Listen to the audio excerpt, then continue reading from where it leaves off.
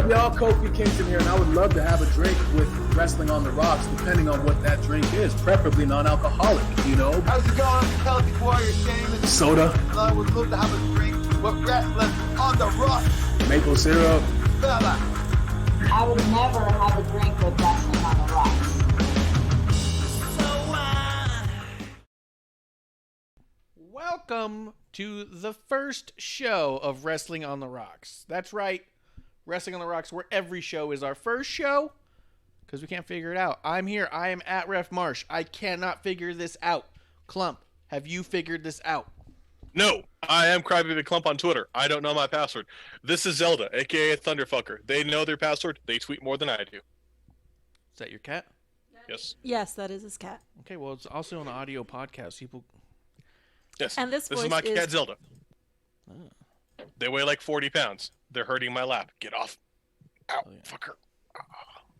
And this is producer lady on the side, and we got Leah Moonlight in the chat. Already. So thanks. Howdy. Got some people ready. They're just sitting there on the ready. Thank you, Leah, for coming through. Cheers. Oh, my God, I can't even get into the chat. My whole app just crashed. Oh, God. Oh, God. Well, we do have a resident guest on the way, so we'll say hi to them as they come in. Guys, we're dedicated. We're dedicated people. We're here for all of you and for us. Not only have I not been feeling well lately, but Klump is barely hanging on. Yes. And we are doing this because We love are. it. And for once, I will request a sponsorship. I know that's typically your department. Go ahead, yeah. Procter & Gamble, your delightful product, Pepto-Bismol. It saved me many a time. I would appreciate your sponsorship and a crate of this. Yeah. So your glass is just Pepto and ice? No. Pepto and I rocks? also water and decaf coffee and yeah. Yeah, I've got just coffee. I'm just sipping on coffee right now. I'll probably have a small glass of something here as we go, but yeah, I'm just trying to stay alert, trying to stay aware. Amanda, you've made it. Yeah, I did. Oh my goodness. Yes, time zones and me are not my friend. that's I made a not goof. bad. But I'll tell you what I'm drinking because I just got it hot off the press. The non-sponsored Sonic slushy, but I haven't put alcohol in it yet. So but it's Nice. cherry, and we'll probably have vanilla Stoli in there eventually. The old cherry vanilla. Mhm. Into that. Dump Pepto-Bismol into a Sonic. Yeah, Pepto-Bismol Sonic. Hey, if they made a slushy like that, I would totally have it. Totally. Pepto slushy. That hurts. That hurts. Ooh. Yeah, we got Lunar in the chat. Thank you for coming through, Lunar. Lunar couldn't be more hyped for the weekend. Amanda, how are you feeling? Actually, pretty damn good. Pretty Nice. damn good. Nice. I'll tell you. Only because like the wrestling yesterday was actually pretty damn good. So, It was. oh, sorry, no complaints. Very Did good, you very watch good. both shows or just one? I watched both. Well, I mean, there was We were highs and gonna lows have on words. both, I'd say. Yeah. Uh-oh. We'll fight it out. But yeah, we were as you were coming in, we were just going over. Me and Klump both have been a little under the weather the past couple of days, and we are here and we're doing it because, man, if there's nothing I like more than hanging out with my drinking buddies, my wrestling buddies, and just talking about this crazy world that we are obsessed with. So Good old Oh, yeah. wrestling. let's see. Lunar says he's super stoked for Royal Rumble. I mean, dude, this is like a dream come true for him. Can you imagine if Goldberg not only wins the title, but also wins the Rumble? Goldberg is unstoppable. He can do whatever he wants, man. And Lunar's been going on and on about it. He's been messaging me all day. Just all his fantasy booking of him winning so much.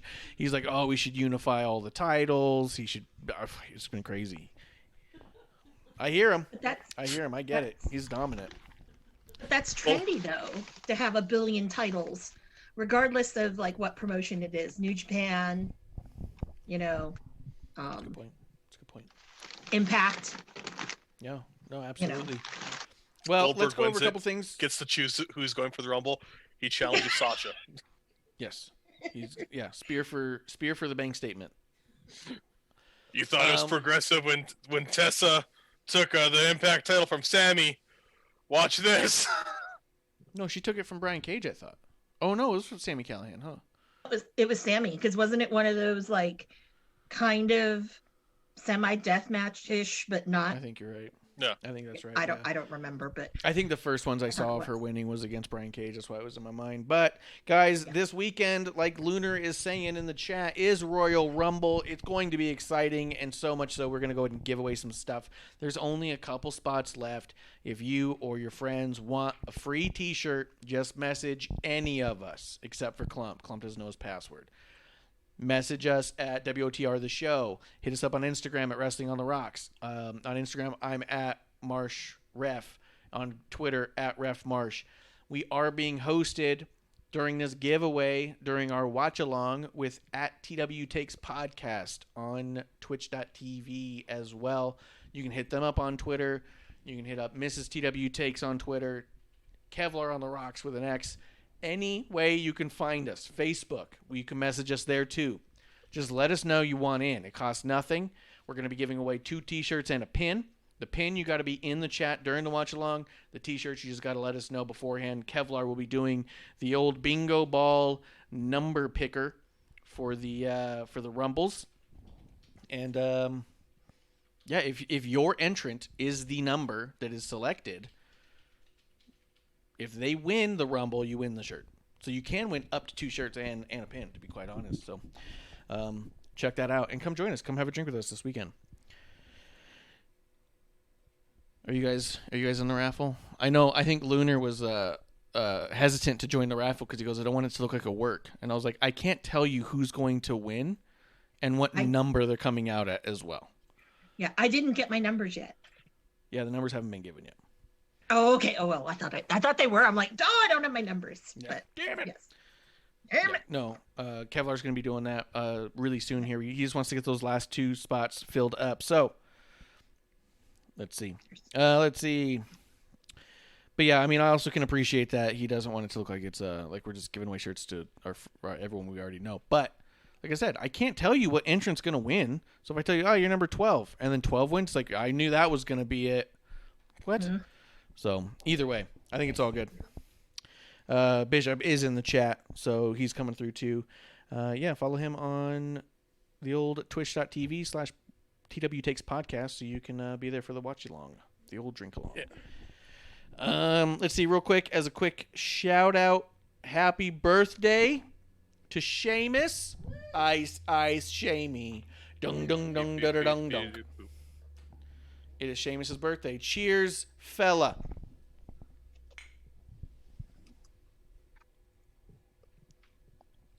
Seamus, most notably famous for being in our intro. Mm-hmm. Friend of the show, I like to say. The slightly less famous cousin of Beaker.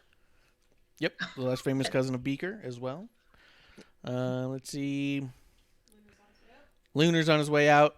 See you, Lunar. Thanks for coming through. Shredded 43. Peace out. Let's see. Okay, so there's only 2 other things. Do you guys want to talk about the NXT signing or the merger? Let's talk merger because we get into the NXT stuff anyways. Peacock and WWE Network merged. We talked about it briefly, or maybe it wasn't briefly, on Tuesday. It was quite a while. But you 2 were not there, so I didn't know if there's anything you guys want to say about Peacock, NBC Universal buying out the WWE Network. I think it's awesome. I think so. I know you mentioned this on Tuesday, and you mentioned it in our group chat, and I'll throw it out, the idea of, I get Peacock for the cost of WWE Network, and that's true. But I don't see a negative to this. I see in having more connections with NBC Universal and having connected to Peacock, that just elevates, wrestling to me. That's the biggest thing I see is if wrestling is so niche, then who the fuck would buy it out? And that just means like we are, getting back into the mainstream, and that's awesome. I'd like to see this happen more. I'd be curious to see if possibly, because TNT is and Time Warner are very much attached to HBO, maybe have AEW on HBO Max, or just see more promotions in more places. We don't have to we shouldn't have to seek it out in weird ways. It'd be awesome, you know. So that's true. my view. Remember right when HBO Max was becoming a thing, the ring on AEW was all HBO maxed out. Remember that? Mm-hmm. Oh yeah. Oh yeah, and that was one of our biggest complaints with when AEW started. That, well, during that period when we couldn't figure out where the hell they were streaming. It wasn't on Sling at the time. That's Yeah. why we ended up buying Hulu. We had to switch up our whole life. Yeah. Our life turned upside down just to watch wrestling.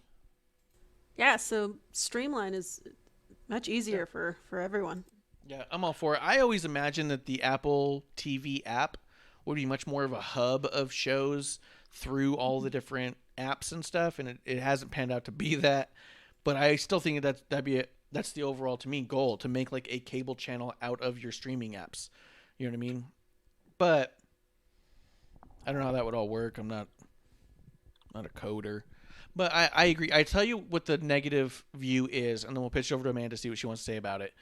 The Peacock app in and of itself is difficult to navigate, and the search engine functionality is poor.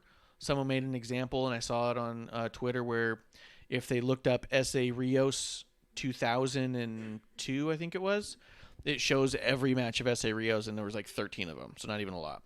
If he goes to NBC Universal Peacock and does a search for Amy Poehler, it pulled up no results, even though on the opening page there was an advertisement for Parks and Rec.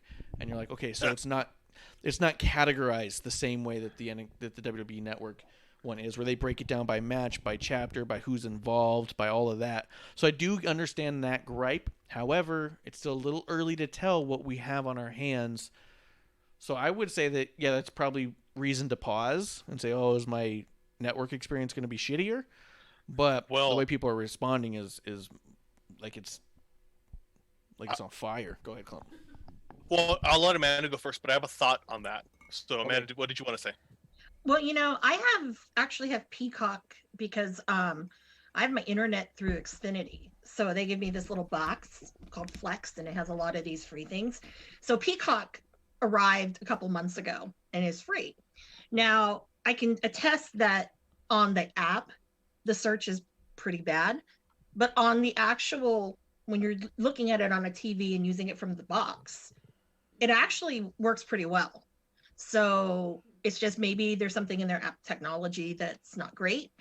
I think it's kind of awesome because this basically is opening up, WWE to people who never really watched it, don't know. I'm just curious about, the partnerships they have with Fox, because obviously SmackDown is on Fox and then everything else is on USA Network. And I'm pretty sure that they're not part of the NBC Universal umbrella. USA is actually. NBC Universal owns USA.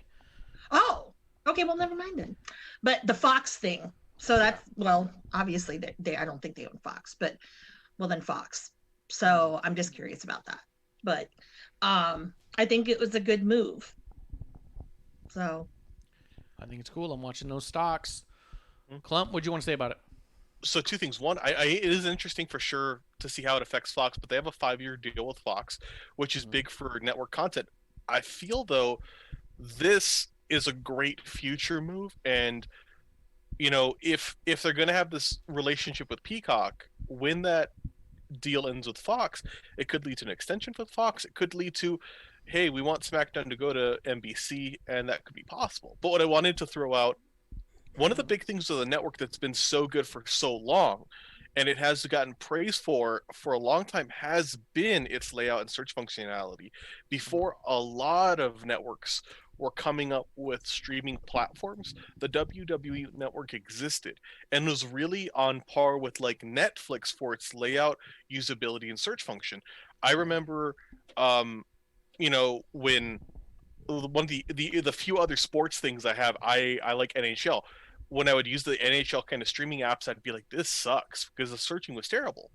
So I could see a positive out of this deal being, in addition to the wrestling library, the rights to the network could also mean rights to the coding and that ability to search. And if they can integrate WWE Network's layout and functionality there, that's a huge win for everyone, and that makes a lot more sense to me as to why this deal exists. Because yeah, I was looking at Peacock last night and I was like, this is pretty terrible in terms of like, I like that I could see all these different networks and what they were streaming live, but searching things up kind of sucked. Yeah, producer, something you want to say about it? Oh, yeah, I would say on Klump's point, it's definitely on par with what Triple H was saying, that they're thinking long term.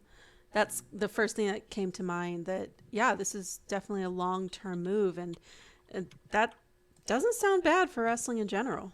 Yeah, no, it puts wrestling on the forefront of a lot of eyes that weren't thinking about it anymore. Even the people who used to watch, who don't watch now, don't even think about it, right? They might think about it if they're at a toy store and they have kids, or if they never walk by the toys, they're never going to think about it. Yeah. I mean, one of the things that made the Attitude Era so popular, it was kind of a takes money to make money thing, I'll give you that, but Stone Cold was on everything. He was on wallets and lighters at the gas station. They were on cups. You know what I mean? Like, WWE's logo and faces of people there were on everything. So it was on people's mind. So then when they tune in and it's also a good product, they stay. You know what I mean? And at this point, because all of TV is appointment viewing, no one's just watching live typically for a ton of commercials, unless it's sports, which is why having SmackDown commercials during football games, I don't think is an accident that we've seen their viewership go up, because it's on people's minds. So if people who are in the NBC app, which is some crazy amount of million viewers, they said, if there's a logo for WWE on the top of it, because you can go to all the WWE stuff right up there, fuck, I mean, how many people are going to go there and be like, oh yeah, what are they doing? Click. You know what I mean? Mm-hmm. So I think it's good. I think it's win-win. I do understand and I hear the concern about Peacock. I'm on the same techno mind wave as Klump. I don't think them searching for the network was strictly a content deal. I mean, I don't understand contracts and I don't know, but I can't imagine that the whole thing was like, we just want all that data. We just want all the videos.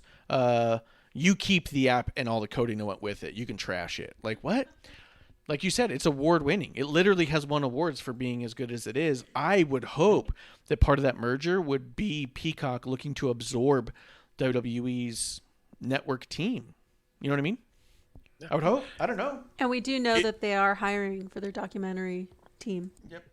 Ooh. And if it were purely for content and like, you know, bringing wrestling content to the forefront, to me, this is exactly why not, you know, you'd think, well, why not go with like NJPW or something? The content would probably be significantly cheaper to add on to something like Peacock and be interesting. But if you compare it app for app, NJPW's app is still the most frustrating fucking app I've ever used. Oh yes. Oh yes. Oh my god. Like, I hate it passionately. So yeah, a quick second would be ROH, would be the second app that's just no. Yeah. Like Club. Yeah, it's horrible.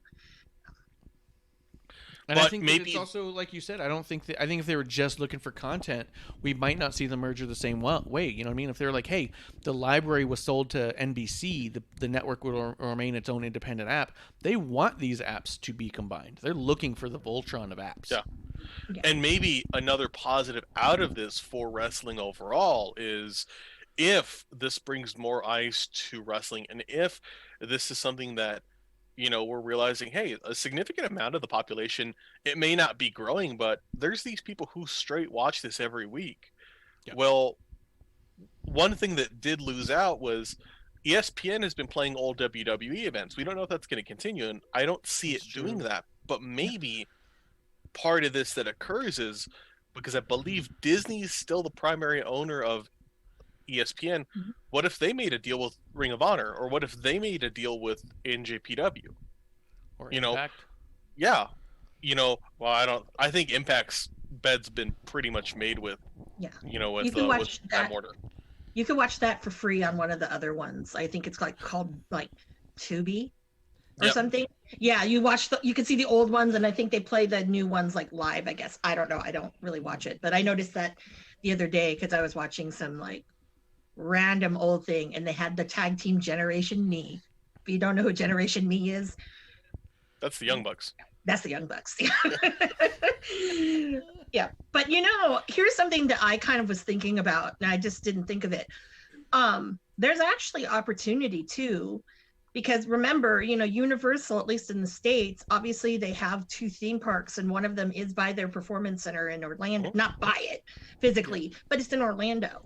So you never know that they might end up, getting rid of, I don't know, the Water World show or the, Fast and Furious thing or whatever they do, and actually have some wrestling and use some of those trainees that are at the performance center. That could be a possibility. Marsh's eyes got huge. It's endless there, but I think that is some food for thought too. The idea of part of Universal Park being like WWE World, are you fucking kidding? That would be incredible. We'd finally get a museum. Have a rock ride. And even if it's just one ride, like, because Universal has I don't think they're great at making like lands like Disney is, but they have like the Simpsons ride in the Universal Hollywood is my favorite ride, period. Yeah. And having I imagine having like a 3D style like kind of simulator ride where it's you in a tag team match and you could do different eras. No, Marsh is thinking like Hell in a Cell. Hire me, motherfuckers. Can you imagine though? Like, how like in the Star Wars one where you're in there and like you break through the ice and the little misters kick on? What if they had it where you're like front row and Triple H comes out and just and the misters start hitting you? Yeah. You're like, oh! Oh my god! Pump the water from the lagoon from Jaws. Oh, it's vaguely gamey. It makes sense. Oh, it's thicker. I remember at Disneyland I love that back ET in the day. ride. Gosh. Yes. Disneyland back in the day used to have a Honey, I Shrunk the Kids, where you sit in the theater and you'd have like, I don't know, these things pop up near your feet to freak you out, and mist and all these like little cool effects to make it seem like you're there. Oh yeah. Yo, they could do that. They could do the SmackDown splash where it's like Splash Mountain. Fucking Rock just slaps you and the whole thing falls down. You go into the water. Dude. Oh god. See, lots of things to do. Lots of things. So that's a good point. I've not heard anyone bring up the fact of like, yeah, NBC. But what you didn't hear was the Universal part.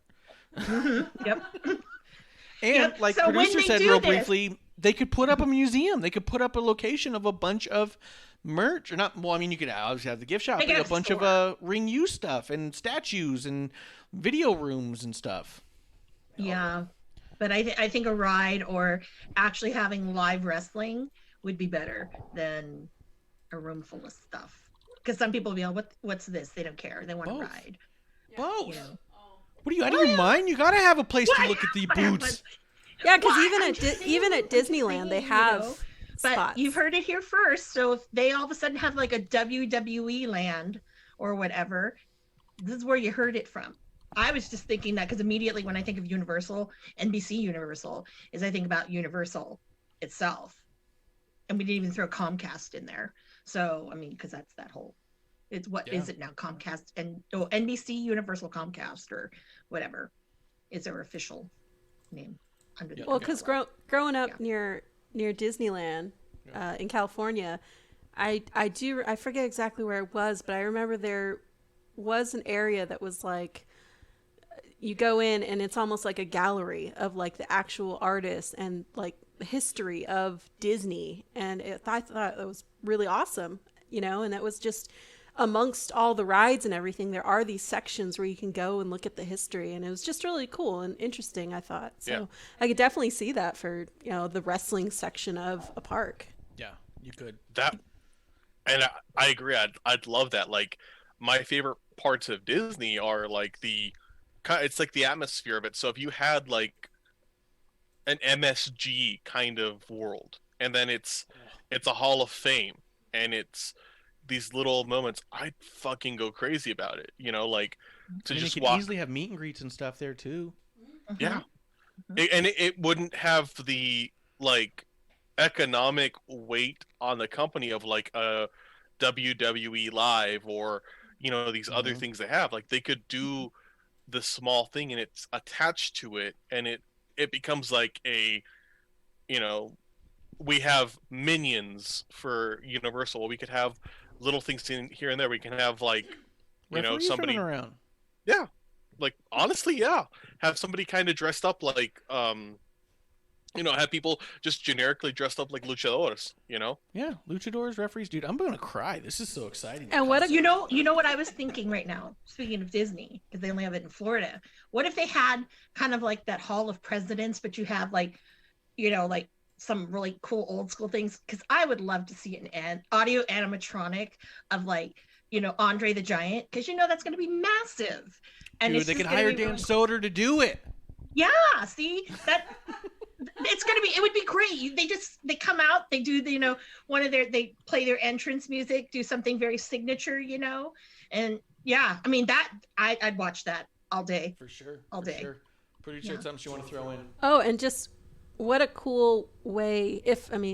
I know this is all hypothetical, but that would be such a cool way to continue a legacy. Yeah. Oh my God, guys, I think we did it. Let's shut it down. That was it. That's the finale. That easily is the most exciting prospect about this merger. The other stuff is cool, and it's like, oh, how nice. But like Triple H said, like producer brought up, like Klump was saying, this feels like a long game.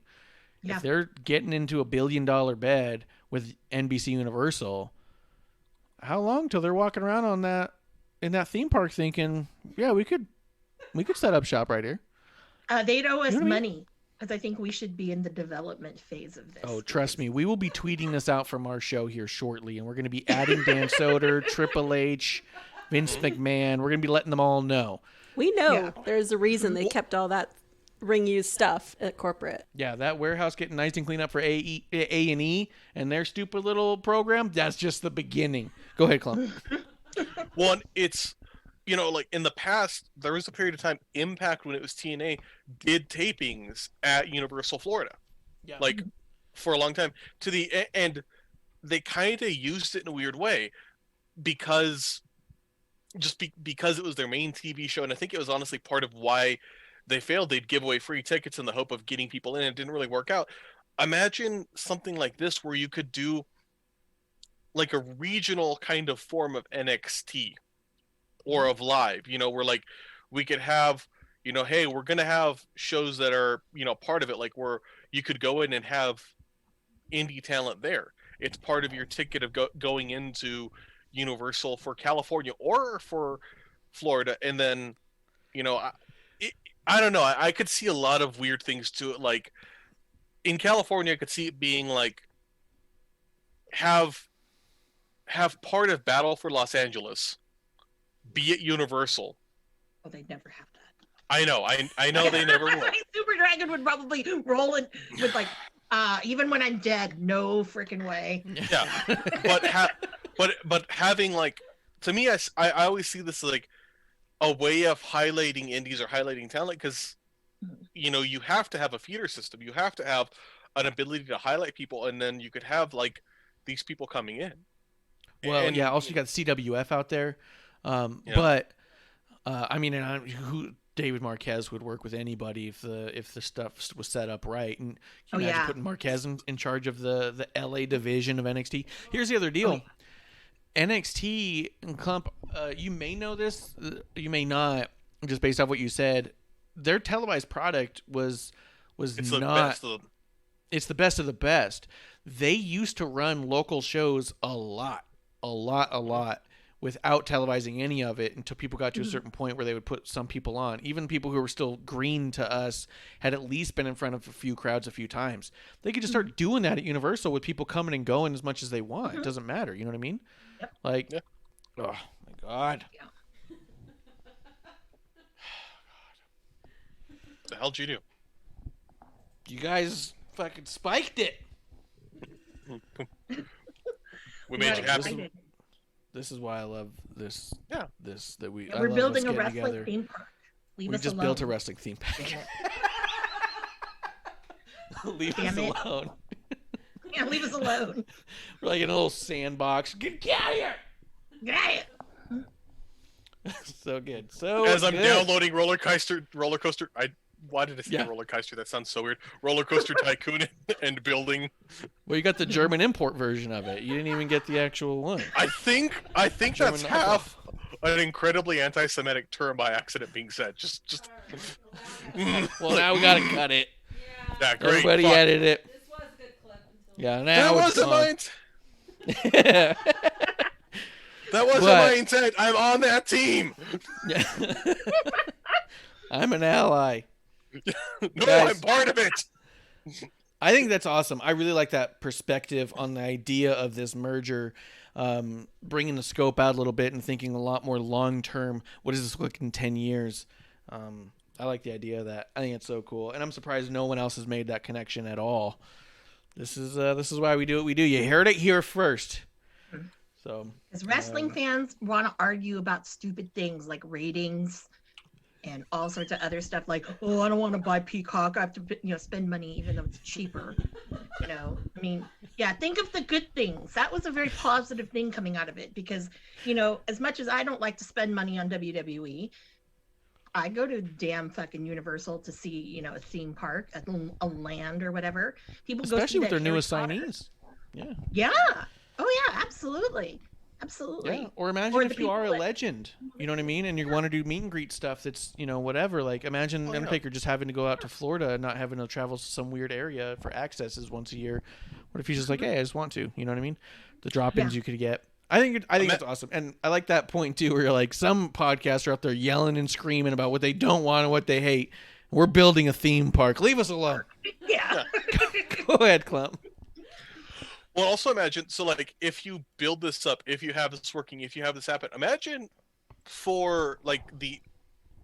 imagine you're like Los Angeles and you have this going on there and like, oh, you know what we could also do? We could book like the LA Expo Center for a Starcast that's theoretically separate of this, but then you're also within about a 30-minute drive of this. Yeah. it's there. That'd It be a works. Conrad move for sure, yeah. Yeah. Grim Reaper's in the chat. I think it's even less. I don't know. Like I haven't been to LA in a minute. Yeah. They Grim can do Reaper, it thanks for at- coming in, dude. You just missed the hugest breakthrough we've ever had in all of wrestling, and now you're going to have to go back and listen to it because I'm not recapping it for you. Yeah. We're building a theme park. Yeah, it was kind of long-winded, but it was pretty awesome. It was huge. Idea of Amanda's. Proctology It was based. huge. And everyone who's listening on podcast, thank you for listening through that. Grim Reaper, if you are listening now, go back and listen to the podcast when it drops tomorrow morning. I might release this one tonight just to get it out there because the heard it here first is very important on this one. Yeah, we never get recognized, but one day we will. Yeah, the published stamp on that one I think is going to be a timestamp for sure, not a day. At what moment? Yeah. Justin Time says wrestling theme park book it immediately. It sounds like Justin just barely walked in too. You guys have got to go back and listen to the beginning of this show. You can turn it off at this point, but we just had the best. Now everyone wants to talk. But yeah, I'm excited. I love all that. And like I said, bottom line, end of the day, what we do know about this merger is, hey, I get 2 apps for the cost of 1 now, and I'm okay with Hell that. yeah. And if there's struggles, there's struggles. When WWE Network a year and a half ago or so made that huge change where they recategorized a bunch of stuff, dumped a whole bunch of product, and then brought it back in later or indexed, I hated all of that, but I was like, well, this is just it now. You got to learn it. You would have liked this one, Klump. I did say that a lot of people complaining about Peacock absorbing network sounded to me to be in the same tone of, I'm not buying the new iPhone because it doesn't have a home button. Okay. Don't buy the new one then. Mhm. Let's Go get your see. shitty phone.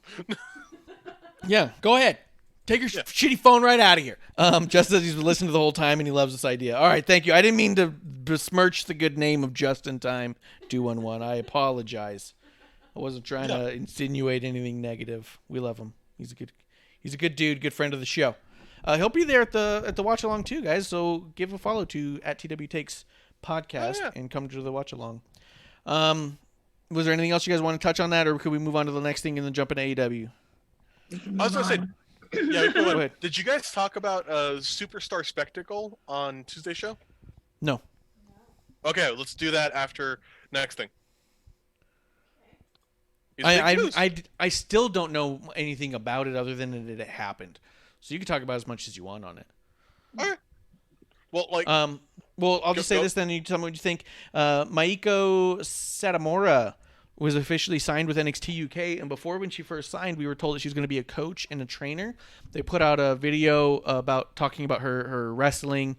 They put out a bunch of audio clips from when she was in the Mae Young Classic talking about her as a final boss and a legend, and it looks like she is signed to a talent deal. Again, I don't understand contracts, but it sounds like she'll be in wrestling matches. So I think it's really cool because we were thinking that she was the creepy person in the chair. I wonder if part of this is to distract away from that so people stop thinking it's her. That's not to say it is or isn't, or maybe it doesn't even matter if it is. But what do you guys think about this announcement that she's officially part of NXT UK as a talent and not just as a trainer? I think that's amazing. I mean, it just goes to show that they really have their finger on the pulse more so with women's wrestling. I mean, them and Impact. But it's a really good win, I think. So I'm excited. Yeah. I was excited. The clips I saw of her, I remember watching the Mae Young Classic and thinking, like, damn. Yeah, Klump. Where did I see Go her? ahead. I was thinking, where did I see her? Oh, I saw her at WrestleCon a couple of times, and she was just phenomenal. Blew me away. And Did you get to meet her?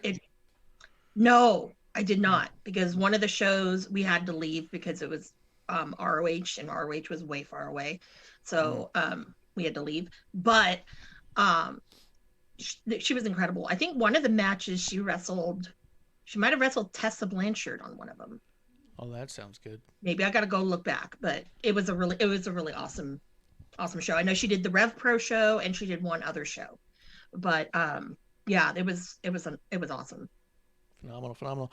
Grim Reaper says in the chat that Kaylee Ray on Twitter was saying, or was like, fuck. Yeah, she's coming for your title, dude, and she's going to probably kick your head right off to take it. Klump, what do you think?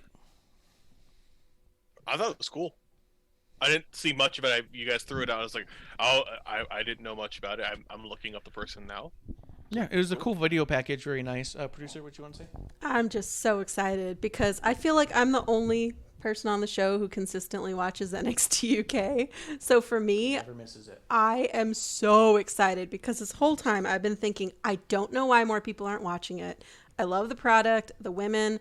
I know they're not on as much, but also it's a much shorter show. But this, I think, I'm just so excited. This is really, to me, going to bring NXT UK to the forefront where people, I hope, are going to start tuning in every week like me. Yeah. And real quick, I do think this is also like maybe a sign that hopefully soon maybe we'll get a longer show, because every time I see people talking about it online, they're always like, man, why isn't this 2 hours? Why isn't this 3 hours? And exactly. So hopefully this leads to much bigger things. That's all I got. Yep. She was saying she's so excited about NXT UK. She was telling me, she's like, it's got to be blowing up soon. It's going to be the biggest thing soon because it's just every match is so good. Klump, anything you wanted to say about it? No, like I said, I'm looking into it right now, learning about it. I knew nothing of person. Okay, cool. Yeah, she's great. The video package I thought was really cool. I'll send it to you so you can watch it offline. I mean, you know how they put together their video packages. They're just, I could watch nothing but their video packages all day. Like you could exit out the match itself. I mean that includes Ric Flair and Shawn Michaels at Mania. The video packages leading up to it and afterwards, I'm fine. I don't even need to see the match. I don't care. Those video packages are so good. You know. Justin does say Satomura is such a fantastic signing. NXT has the greatest women's division in wrestling, and that includes NXT UK. Gramper says, so what you're saying is NXT UK is going to be like GameStop very soon. That's right. It's going to be huge, and no one's there. Can't stop GameStop. Okay. Oh, dude, did you... What? Happening. Go ahead, start over. Stock... You froze. Oh, the stock imploded today for GameStop. Yeah, I know. No, that was, I mean, yeah. Like, Yeah. oh no. There was a good time it was to ride it, and I felt bad. I didn't see it right before it happened. So by the time I was reading about it, and I was like, taking time bomb. This is like a get in, get out, and make $10 if you can. Like they're gonna put a stop to this one fast. The whole goal of it, like hedge funds that All right, Klump, we can't hear you. You froze again. His Yeah, connection's Klump froze. frozen. No, I mean I can hear Amanda. So Yeah. Yeah, Klump, you're all frozen. Maybe restart something or check your internet. but yeah, we get the analogy. Yep. So yeah, I'll send him that video. Klump's gonna probably click around and figure out what's going on and come right back, I'm sure. Let me know if he jumps out. He's still frozen. Yeah, Oh, he's gonna gone. probably restart it. So, well, let's get into AEW. Unless there's anything otherwise news wise that you thought we were missing. Well, since we're going to talk about AEW, I guess they released some of the figures that are coming out. Yeah. So Cody has 1 billion of them that are coming out that are all these limited edition things. I don't understand why, but Yeah, he's got another whatever. 2. He already had 3. No, there was one photo that leaked and Britt Baker had put it out, and it was the ones with the different colored pants. No. You And got then there was worked. It's totally fine. Britt Baker put Oh, that that out as a fake? joke. Oh, okay. Yeah, that was Oh, a fake okay. one. The joke I was was this is like Cody's 5th or 6th figure, and Britt Baker hasn't had one, and you're on Series 5 already. Oh, So the got joke it. was, is the next series only Cody? I mean, Oh, okay. not to defend Cody, but Young Bucks have already got 2 figures. Kenny Omega had 2 with the Chase, and now he's got another 3rd.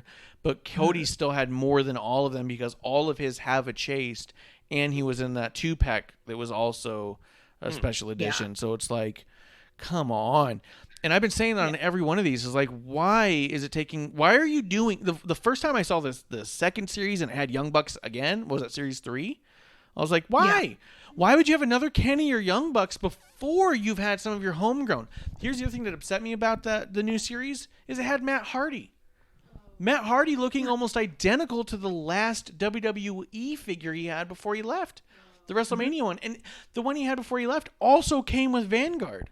So now you have another Vanguard toy out there of his fucking drone. Why? Does Matt Hardy need another figure? Is it impossible to get a Matt Hardy figure? Why don't we have a Britt Baker or a Nyla Rose? Or their champ. Or Sheeta. Yeah, or Serena Deeb. Like, make some Thunder Rosa. homegrown talent. Thunder Rosa is not with AEW. Well, I know, would love but if they eventually they're going to give Yeah. it to her. They'll give her a damn doll. It- Eventually, they all are gonna do something. I mean, They're come not on. dolls. It With feels NWA, what's going on? Nothing. oh, Go ahead, Clark. it feels like so, and the way that they're structuring their series, this feels so much like it's aimed at the marquees to marks. Like, oh yeah, no, people only care about these guys, so we got to do this. And to an extent, I can get like, every series of WWE action figures at a certain period might contain Stone Cold or The Rock or these top guys, but also they'd have other people, and it feels like they're like 3 of the 6 that they're having have to be this person. You know what I mean? Yeah, And 100%. yeah, just do some more differences. Like, I'm looking at Series 4, and it's like, oh, cool, you have Sammy Guevara, Santana, and Ortiz. Okay, but what Hager about doesn't have one. what about Yeah. Butcher and the Blade? What about The bunny. Wardlow. what about Kingston? Yeah. like- yeah, Kingston. Oh my God, a Kingston figure would be killer right now. Mhm. And so Like- would a fashion figure Ricky Starks. Oh, I'm making Like him Cage. clothing. I'm going to sell that to people. So when his figure comes out, there's going to be clothing. Mhm. Because no one thought about that one. He has Grim changeable Reaper brings outfit. up a really good point. Sting needs one, and I agree with that. Yeah, Mhm. he'll get one. They should, He'll get one dude. before Britt They should Baker. do a whole Legend series, and it'd be like Arn and Arn, Tully and Tully. Jake, And and they're all Taz. blown up and looking crazy. Taz in a big old They sweater and a all- low hat.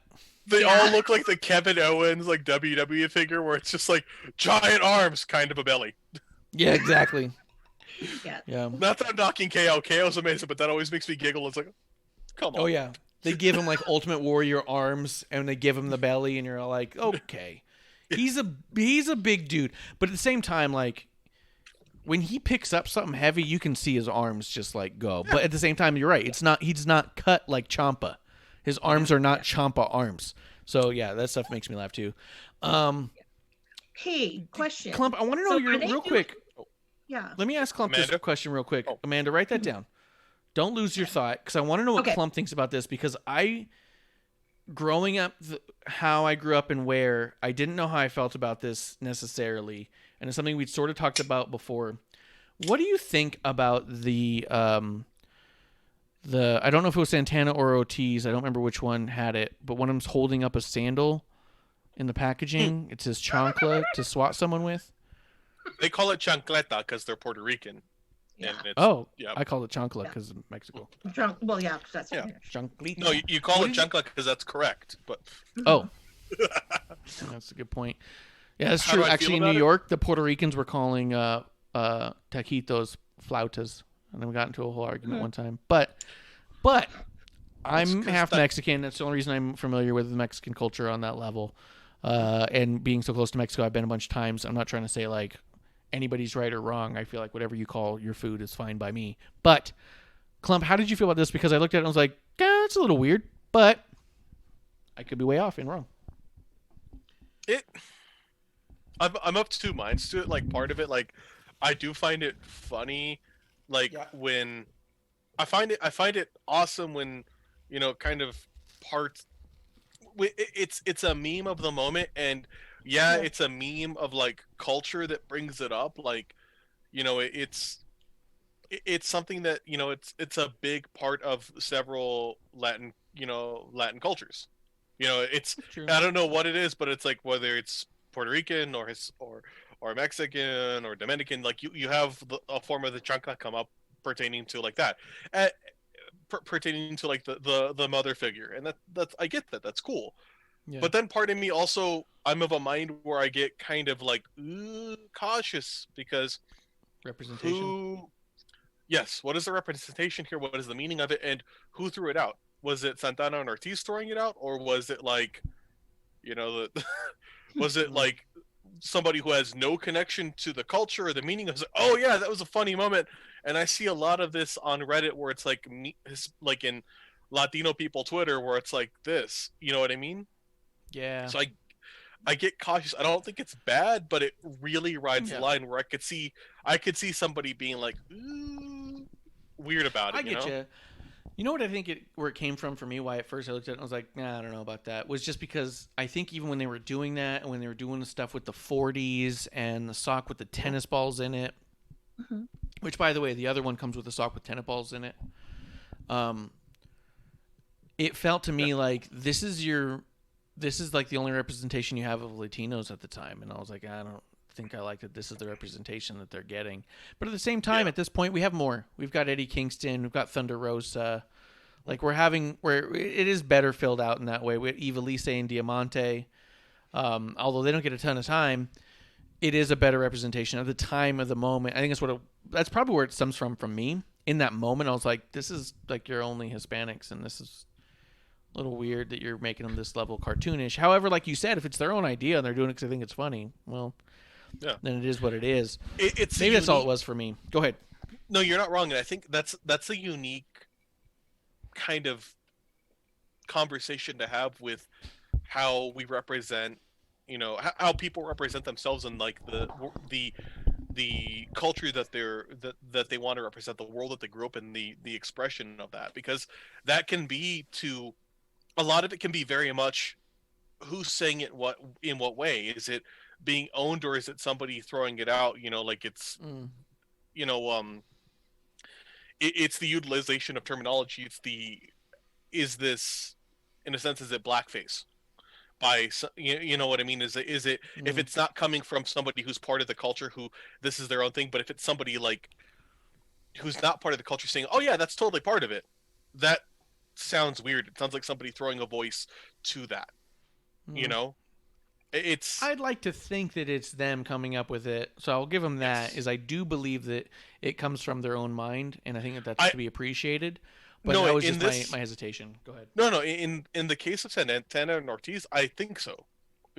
But I get the idea of where there could be caution or pause, because I could see. I think in other situations, like I could see this not being that and being like, ooh, You know, like I feel weird about this. You know, Yeah, like if that was a Fortnite character and that was their weapon, people might go, "What are you doing?" Yeah. You know what I mean? If this is like we're gonna introduce this character as this, and that's all they are. It's like, okay, that's a bit weird. You know, like yeah, context is key. And I say that a lot about a lot of things. To be honest, context I think is a lot more important than the details. So I think that in this case, for sure, I was probably being overly sensitive for no good reason, and I'm glad you talked me through it. Actually, I think on BTE, because you know how they had for a while, they were doing with like Marvez and someone else in Santana and Ortiz, and you know, basically any of anybody who spoke Spanish was the little Spanglish conversations. And if I'm not mistaken, I think someone got hit with a chancla. And that's probably where it came from. Because I don't think it was in any match, but I was thinking about that because I remembered seeing a chancla as part of one of them, and I just kind of snorted because I thought it was funny, but you know. Well, I think they came out for a promo with one too. Yes, yeah. When they first are doing like the Inner Circle promo with Jericho, they were giving Jericho like a bunch of gifts, and one of the gifts they gave him was the chancleta. And I was like, okay. Okay. Yeah. Well, I mean, that was when they were doing all the stuff. They gave him like government cheese and stuff, and it was like, it was the whole thing where I was like, I don't like this. Nice, but that's like great. I feel very awkward and white laughing at this. Yeah, right? Like, God. I'm yellow and I'm laughing at it. I shouldn't be laughing at it, but no. I mean, well, I mean, I'm half Mexican and we had our issues, but I also am very much aware of my name being a strong European name and my skin tone being that of very, very much of the European side, that I totally can get and appreciate the concept of the privilege thereof. And so I definitely don't want to like speak on behalf of someone else either. But there is that moment where I go, I don't love it. Yeah. You know? What's up? Well, to me, like I grew up in Nogales, Arizona. I grew up going to Mexico all the time. My first language is Spanish. And it's always something I'm very cautious about because, like, if you ask me questions about like about growing up in like, I align more with a lot of components of, you know, Mexican culture than I do. You know, I'm more familiar with that. But then I also am very familiar and very aware of like my appearances and by just my family. I'm very cautious about like, that's awesome, and jumping into it because I also know I have a very unique experience, and I don't want to be the guy who's like, that's funny because they're like that, or the kid who likes hip hop music for certain words being used, and I'm like, that's not great. Yeah, no. I'm only one generation removed from Mexico. Both my mother's parents were born and raised in Mexico, and they both made it to America, and one not even legally. So I'm not too far removed from being exposed to a ton of that culture in itself. But yeah, I agree, because I feel like the same thing where it's all like, okay, I can't speak on behalf of a culture like that. At the same time, it does make me kind of like side-eye at times, like, are you guys being right to everybody? You know what I mean? Yes. No, they're so not. Maybe it's like I get overly protective is what it is, of a side that I think people wouldn't understand why you and I might, you know. Yeah, that's fair. Yeah. Same. And they're not being the same, because JR still calls Asian people Orientals. He hasn't said it in a while. But please. I'm not a ramen or a rug. Okay?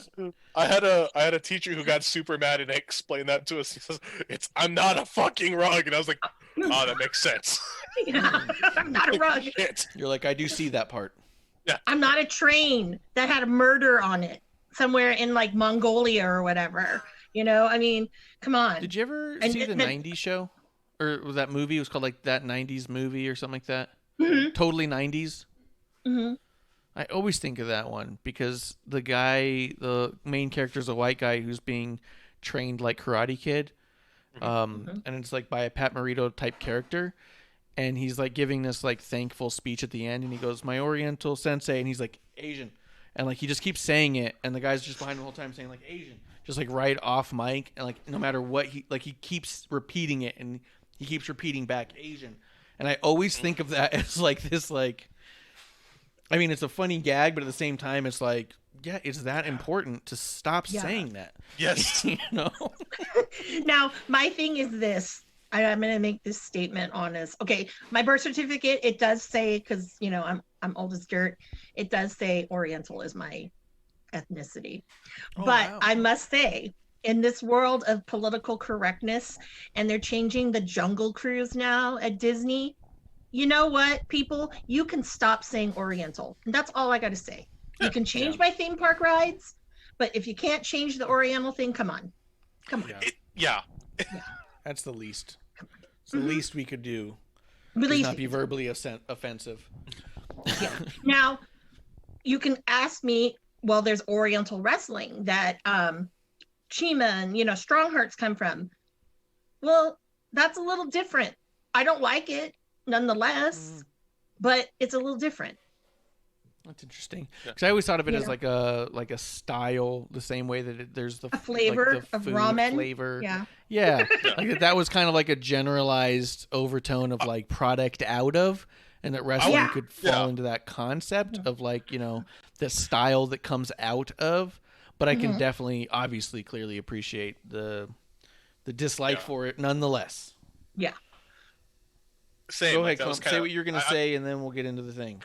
Well, no, I was gonna say the same thing. Is I always like viewed it as like it's like an architectural, like it's a description of an object, so I could see that for the wrestling organization. But then, like it's also it really goes back to a lot of like, to me, I always saw it as it's kind of it's messed up because it always goes back to like it's a term applied to a group of people without their consent of it. Like this is what we designated these people, but then also like it also kind of just puts a very, very large group of people into you are this, whereas that somebody might be like if somebody there's a lot of differentiation that could occur there, and it's like it's Well, it makes a human sound like an export. Yes, exactly. That's probably dehumanizing at best, right? Yes. So you're better at words than I am. Thank you. Awkward. Klump, white. that's why we do it. That's why we do this. Because you're going to ramble until I stop you. Thank you. I go, I speak Klump. I know what he's trying to say. There you go.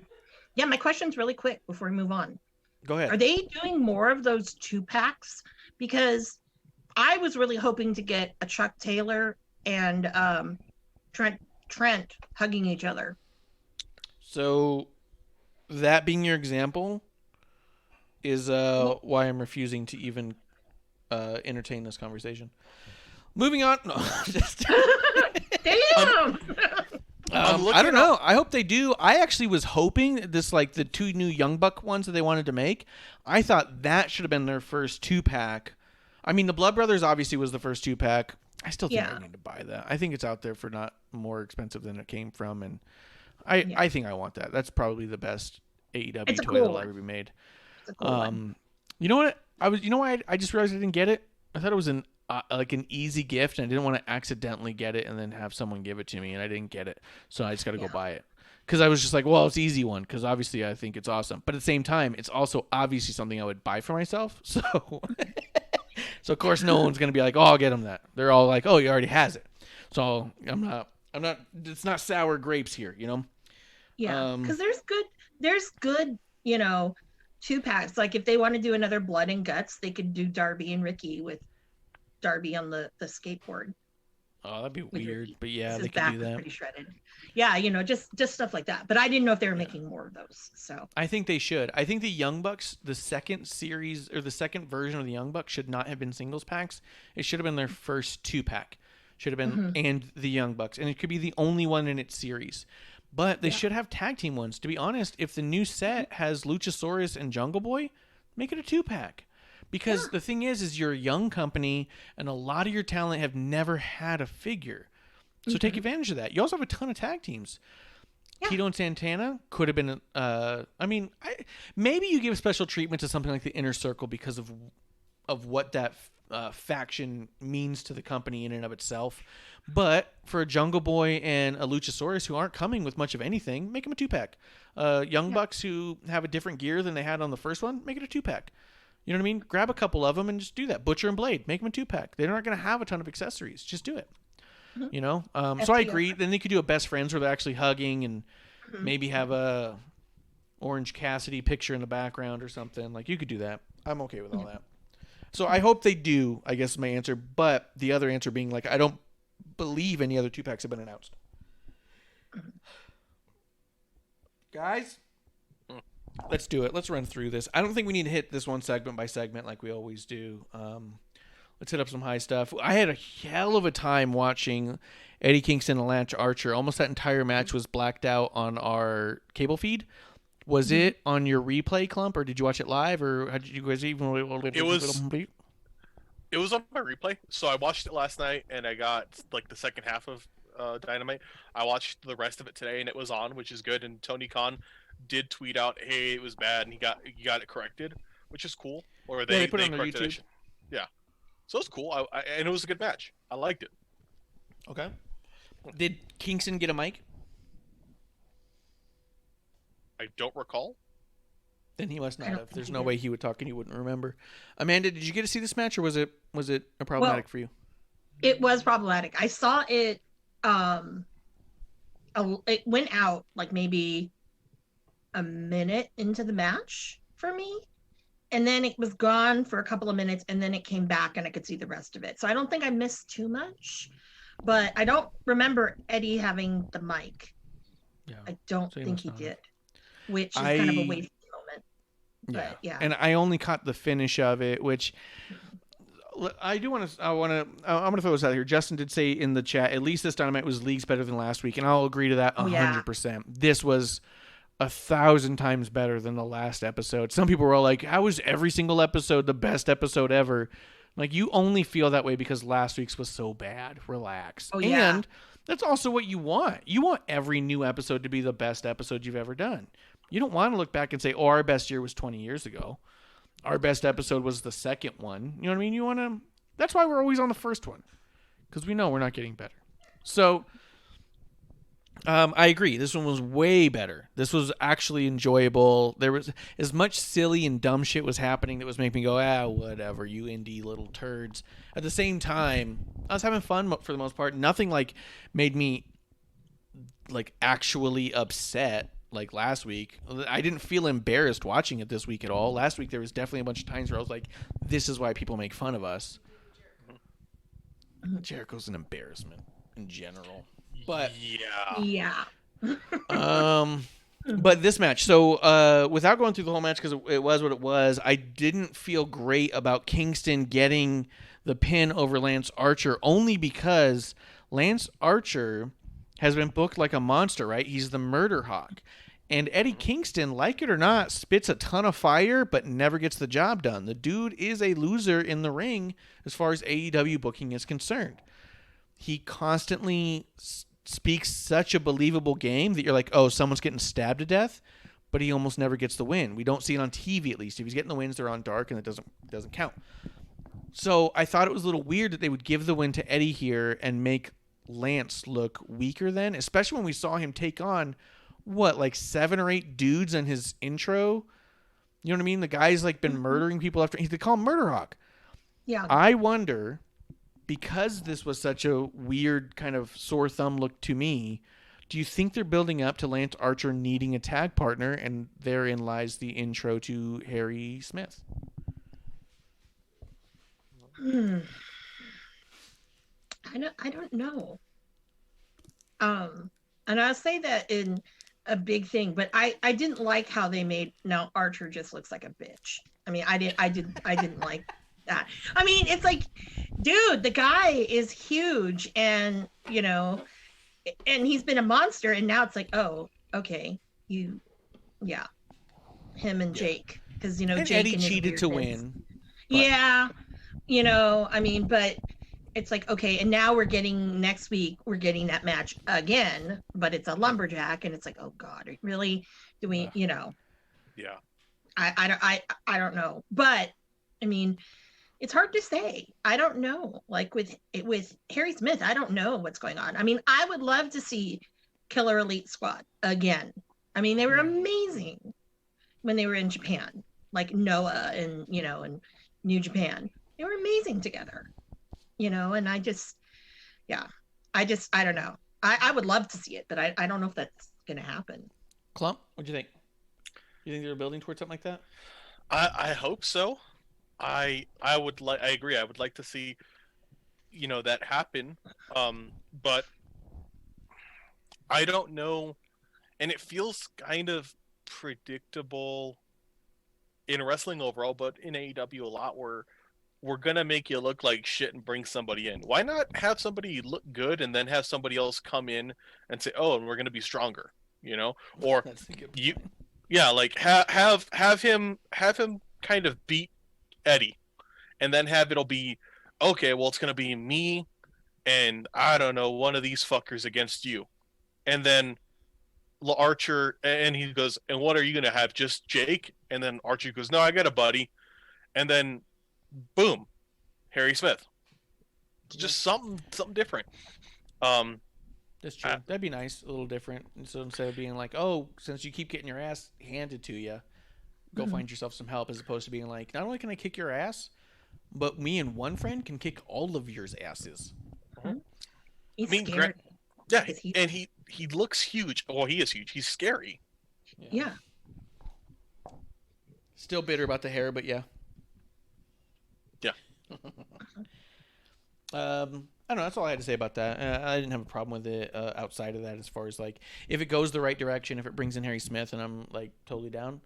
And I thought it was just a little weird because I mean maybe it's because they wanted to give a good win to Kingston because he is so believable on the mic, but he hasn't been built up well enough. But the idea of him using brass knuckles can make him start looking desperate, which a desperate violent man can go to desperate measures to start getting those wins. So that kind of works in that regard too. So not 100% against it.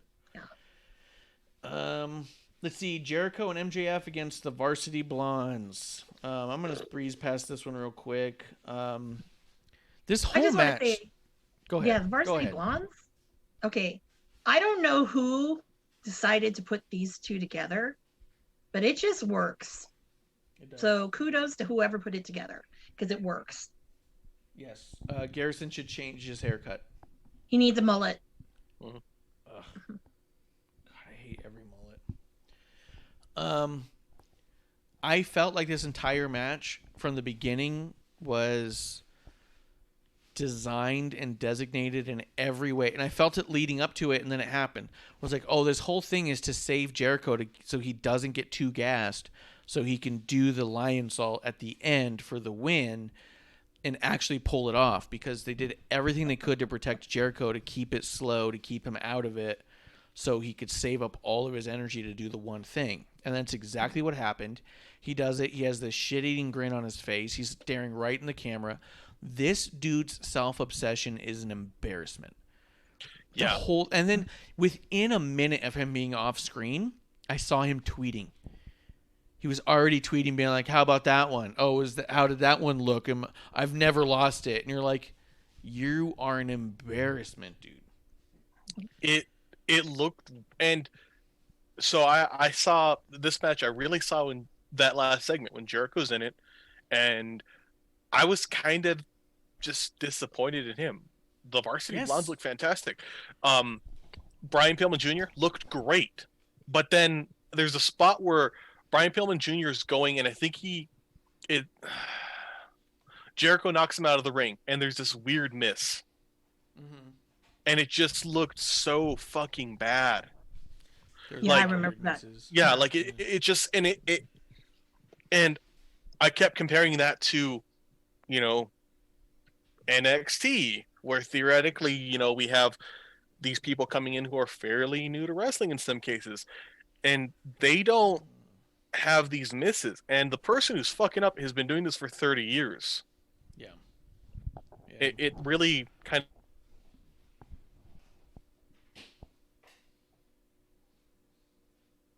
Amanda, are you still there? I am here. Hmm. Okay. Klump, your audio cut out for me. I'll just think he's verify it frozen wasn't my again. headphone. I think you froze up. Justin did say in the chat, Jericho's at the point where he's just trying to show off and it's doing nothing in the end. And that's really what it comes down to. The dude is so self-obsessed, and this isn't like a heel character. This isn't getting worked.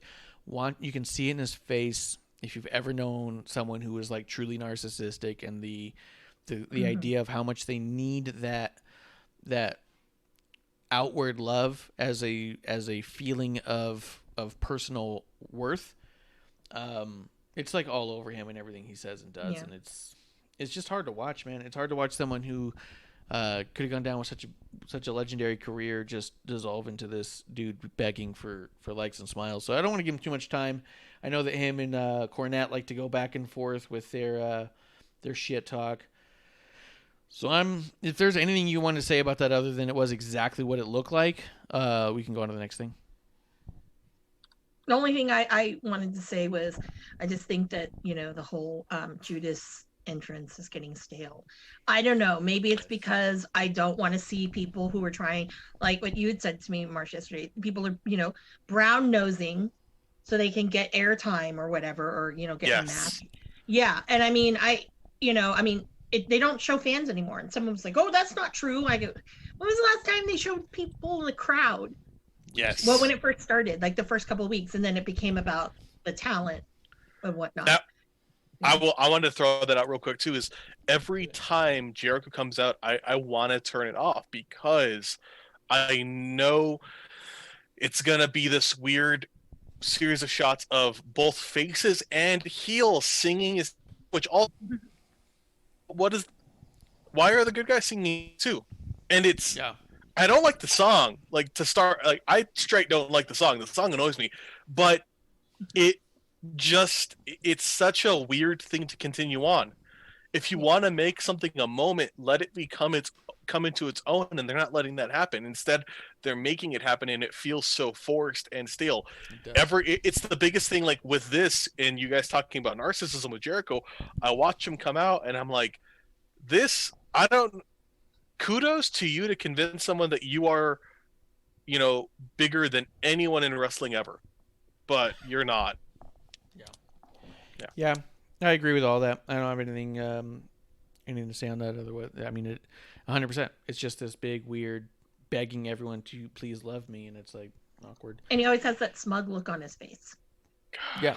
Yes. Yeah. And he gets frustrated when they don't do it. Mm-hmm. Like you said, it's all hired hands at this point. Yeah. Also, every time I see him come out, and it's easy to make the jokes that he's gotten a bit bigger, he's gotten out of shape. It's honestly getting to the point of being concerning when you look at him in his like WWE runner when he came out on that press conference for AEW versus now. He looks like he's aged 15-20 years in two. Yeah. Like he's gotten a lot of work. The other thing is that he does keep posting on social media him with like he posted a picture of him shirtless again, flexing and sucking in his gut as good as he could, and said, "Oh, the lighting in this closet's really good." But I mean, I could tell you as a dude who, I mean, I'm bigger now, but there was a time I fit into a small T-shirt, and I ran 3 miles a day. I hit the gym 3 days a week, and it wasn't 3 miles. Yeah, 3 miles a day every day, and then once a month I was hitting 6. I was down. I was in good shape, but I also had this out of shape athlete look about me because I'm just always been big. So even then, if I sucked it in and got the right light, I had a 6-pack for sure. But it took a while for me to get those pictures just right. So I see him do that stuff and I go, oh yeah, I remember doing that. When I look like an out of shape athlete. Now I just look like an out of shape beanbag chair. So it's a little different. Yeah, there's nothing wrong with that. I mean, if you guys remember the movie Flubber. Yes. So you know how how they do the Green Man thing in Always Sunny, where you put on that like skin tight Green Man suit? I'm gonna get one of those and just be Flubber. It will be fine. There you go. Yeah. I think he's just. I mean, you get the locker room and there's all these young guys who are totally like fit and ripped, and whoa, it's AEW. Well, yeah. I mean, there must be pressure, I'm not fat shaming him or anything or shaming him, or anything. But, you know, if I saw that, I'd be all, whoa, because at least like with the women's division, there's different shapes and sizes. The men, it's either you look like, you know, you're either like a scale from Brian Cage to, you know, I don't know. The one who Marco sticks Stunt. out like a sore thumb, like, or people like Marco Stunt, you know, Fuego del Sol kind of sticks out, you know, the ones that don't look very in shape. Yeah. Luther. And then Jericho. But then everybody else, it's like, God, you guys got bodies like Greek gods or whatever, you know. So I would have a complex, but Yeah. I don't know. Well, and he also doesn't have to dress. And again, I'm trying so hard not to just be a dick and fat shame, because I'm a big guy too. But he doesn't have to put himself out and dress like this. He can, like, he'd be cool coming out in a band shirt and jeans. Like, I've said that over and over. It's the he pushes himself to present this way, and it just doesn't work. And you can, it just adds to, like, if you're gonna do what you're doing, you gotta back it up, because people are gonna notice it, and you never back it up. You look winded, you look faded, you look, you know, like you're having a hard life and it's hitting you. And you know, NBA fans said it best. Justin does say in the chat, though, everyone's thinking his theme is getting stale, so he agrees with that. Let's talk real quick about Cody Rhodes and Shaq. They're setting up for a match. I love this because all the fans online can't admit when something's not going to go their way. So as soon as Shaq was doing stuff, like, yeah, but they're going to use him right. Yeah, but he's not going to be in a match. Yeah, this isn't going to happen. This is definitely leading up towards a match, right? Because Shaq literally said, I'll face you in March at their pay-per-view. You know, we could do it in March. Was the phrase. And now Red Velvet's going to join, so it may be a mixed tag intergender thing. Klump, how much do you love this? I'm excited for it. I'm curious to see it goes. I think they picked the right person. I think it could be fun. You know, it's gonna not be serious, and that's fine. You know, I think Cody's a good enough worker. He'll make it work well. So we'll see. You know. Yeah, I think here's the deal. I think Cody's going to make something out of it. I think it's going to be an entertaining bit. I love all the dumb fans online not realizing when they're getting worked and be like, oh, yeah, oh, but I know Tony. They all think they know Tony better than anybody else. He would never. Remember what they said as soon as Sting came out? Yeah, but he's not wrestling. Oh, but he's never going to wrestle. Here's the deal. He's not here to wrestle. What's coming up? He's got a wrestling match. So now they're saying, oh, but it's going to be cinematic. Oh, well, but it was definitely not going to be a match. They're trying to constantly assert something you just don't know. Like you said, Klump, this could be good and entertaining and exciting, but you also got to let it breathe. Don't tell us what it's going to be just because you're wildly guessing. Just accept it what it is. Looks like Shaq and Cody are building towards something. Let's see what they build towards. Instead of just outwardly being aggressive online and saying, this is how Tony Khan is. Like, you know the guy. I don't know him. Yeah. Right? Am I way off? No, I agree.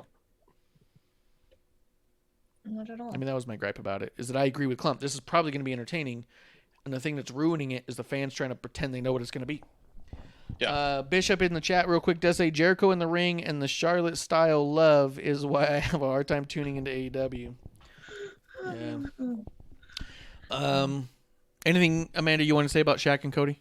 One thing, there was the commentary line of the night came out of this match after Red Velvet came out. And this was from JR. And I don't know how many people caught it, but I caught it and I died laughing. Then the quote was, she said, bitch ass. That means she's serious in regards to Red Velvet. I thought that was the best line because it was kind of under his breath. I don't know if it was supposed to be there, but it was just great timing. And I just thought, man, this is quality commentary. JR, you make up for a lot of what you did wrong. Oh, yeah. I mean, cracks me up every week. Yeah. It's like, okay, you weren't drunk. I mean, that's part of then. the whole thing. I had somebody who was trying to convince me that AEW is an edgy product and that's why they like it, because it's more adult and edgy. And I was like, how is it edgy or adult like? And they just kept saying, well, because I like it. And it's like, okay, I get that you like it. I'm not saying don't like it. I'm just saying I don't understand where you're coming from that it's edgy. What it came down to was more or less like, yeah, they'll say things like bitch ass. That's adult and edgy to you, and like, no. And then the idea that in this promo coming up here, Moxley says, "I like to have sex in the morning. Good way to start the day." Need to know that. We do not need to know that. Okay. Guess what? Sorry. I'm an adult. I don't get thrilled when someone says they had sex. That doesn't just change my whole view of the product. I'm like, okay, the women fine. demographic loved it. I was like, why is this here? I don't want to know. You know, I don't. Yeah. I don't. It's Obviously, pointless, he has but it's sex. edgy. His wife is pregnant. You know, Right. come on, people. No one's doubting you, Mox. No one's doubting you, man. I've heard stories about you too, man. Yeah. But I mean, so I get a pop out of stuff like that, or I get a kick out of the things when like Jim Ross is like, he said bitch ass, so you know they're serious. He's verbally rolling his eyes like, oh, that's where we're serious. And it was hilarious because I don't think anybody on the commentary table heard it. That was the thing. And it was great. Because I know if Excalibur had heard it, he would have said something. So I just thought it was great, just the timing of it, because then things switched around. But I really hope that if anything with this match is they introduce Jade Cargill well. Because they're kind of, to me, hit and miss when they have someone, a female debuting. For sure. Justin in the chat does say, I've been all out on Cody and Shaq for months now. It's just a lame story. I don't disagree with that. I think it's absolutely a lame story. And I think that bringing in Shaq was goofy.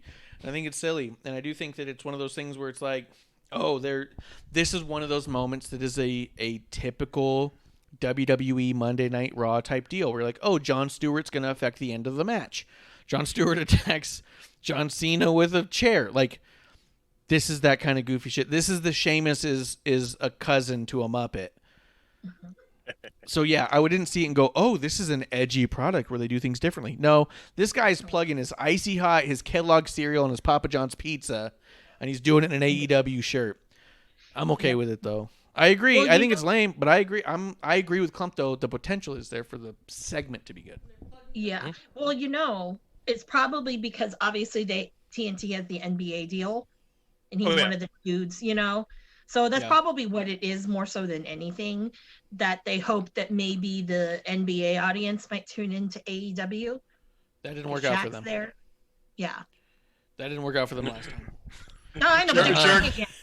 Jericho's hoping that you're wrong. Yeah, Jericho's like, I hope not. I hope not. Let's see. Hangman Page versus Ryan Nemeth. To me, this match was rather disappointing. I kind of was expecting more out of Ryan, but I think that's has to do with his name and not him. He seemed really green to me, and I felt like this should have been a Dynamite match. But the whole thing was really there just to put Matt Hardy next to Hangman Page. Am I way off on this one? Did you guys like it? But we only need to take a minute on it because I want to move on to the next thing.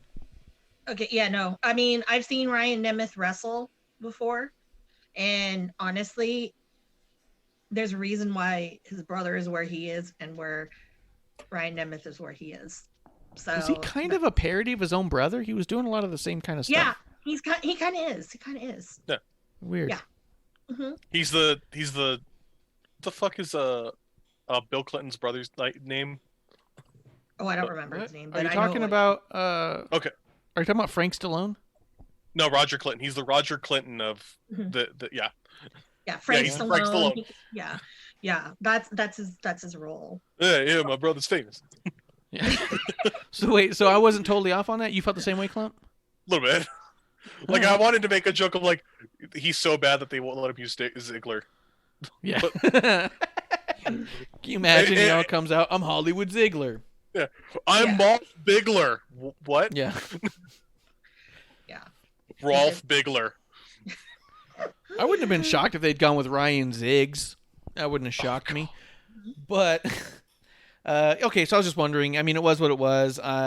Do you think? I mean, I felt like this. I did want to talk to Amanda about this one real briefly. Matt Hardy coming out and trying to manipulate Hangman Page did make me a little bit worried that maybe they're actually building away from the idea of a villain return.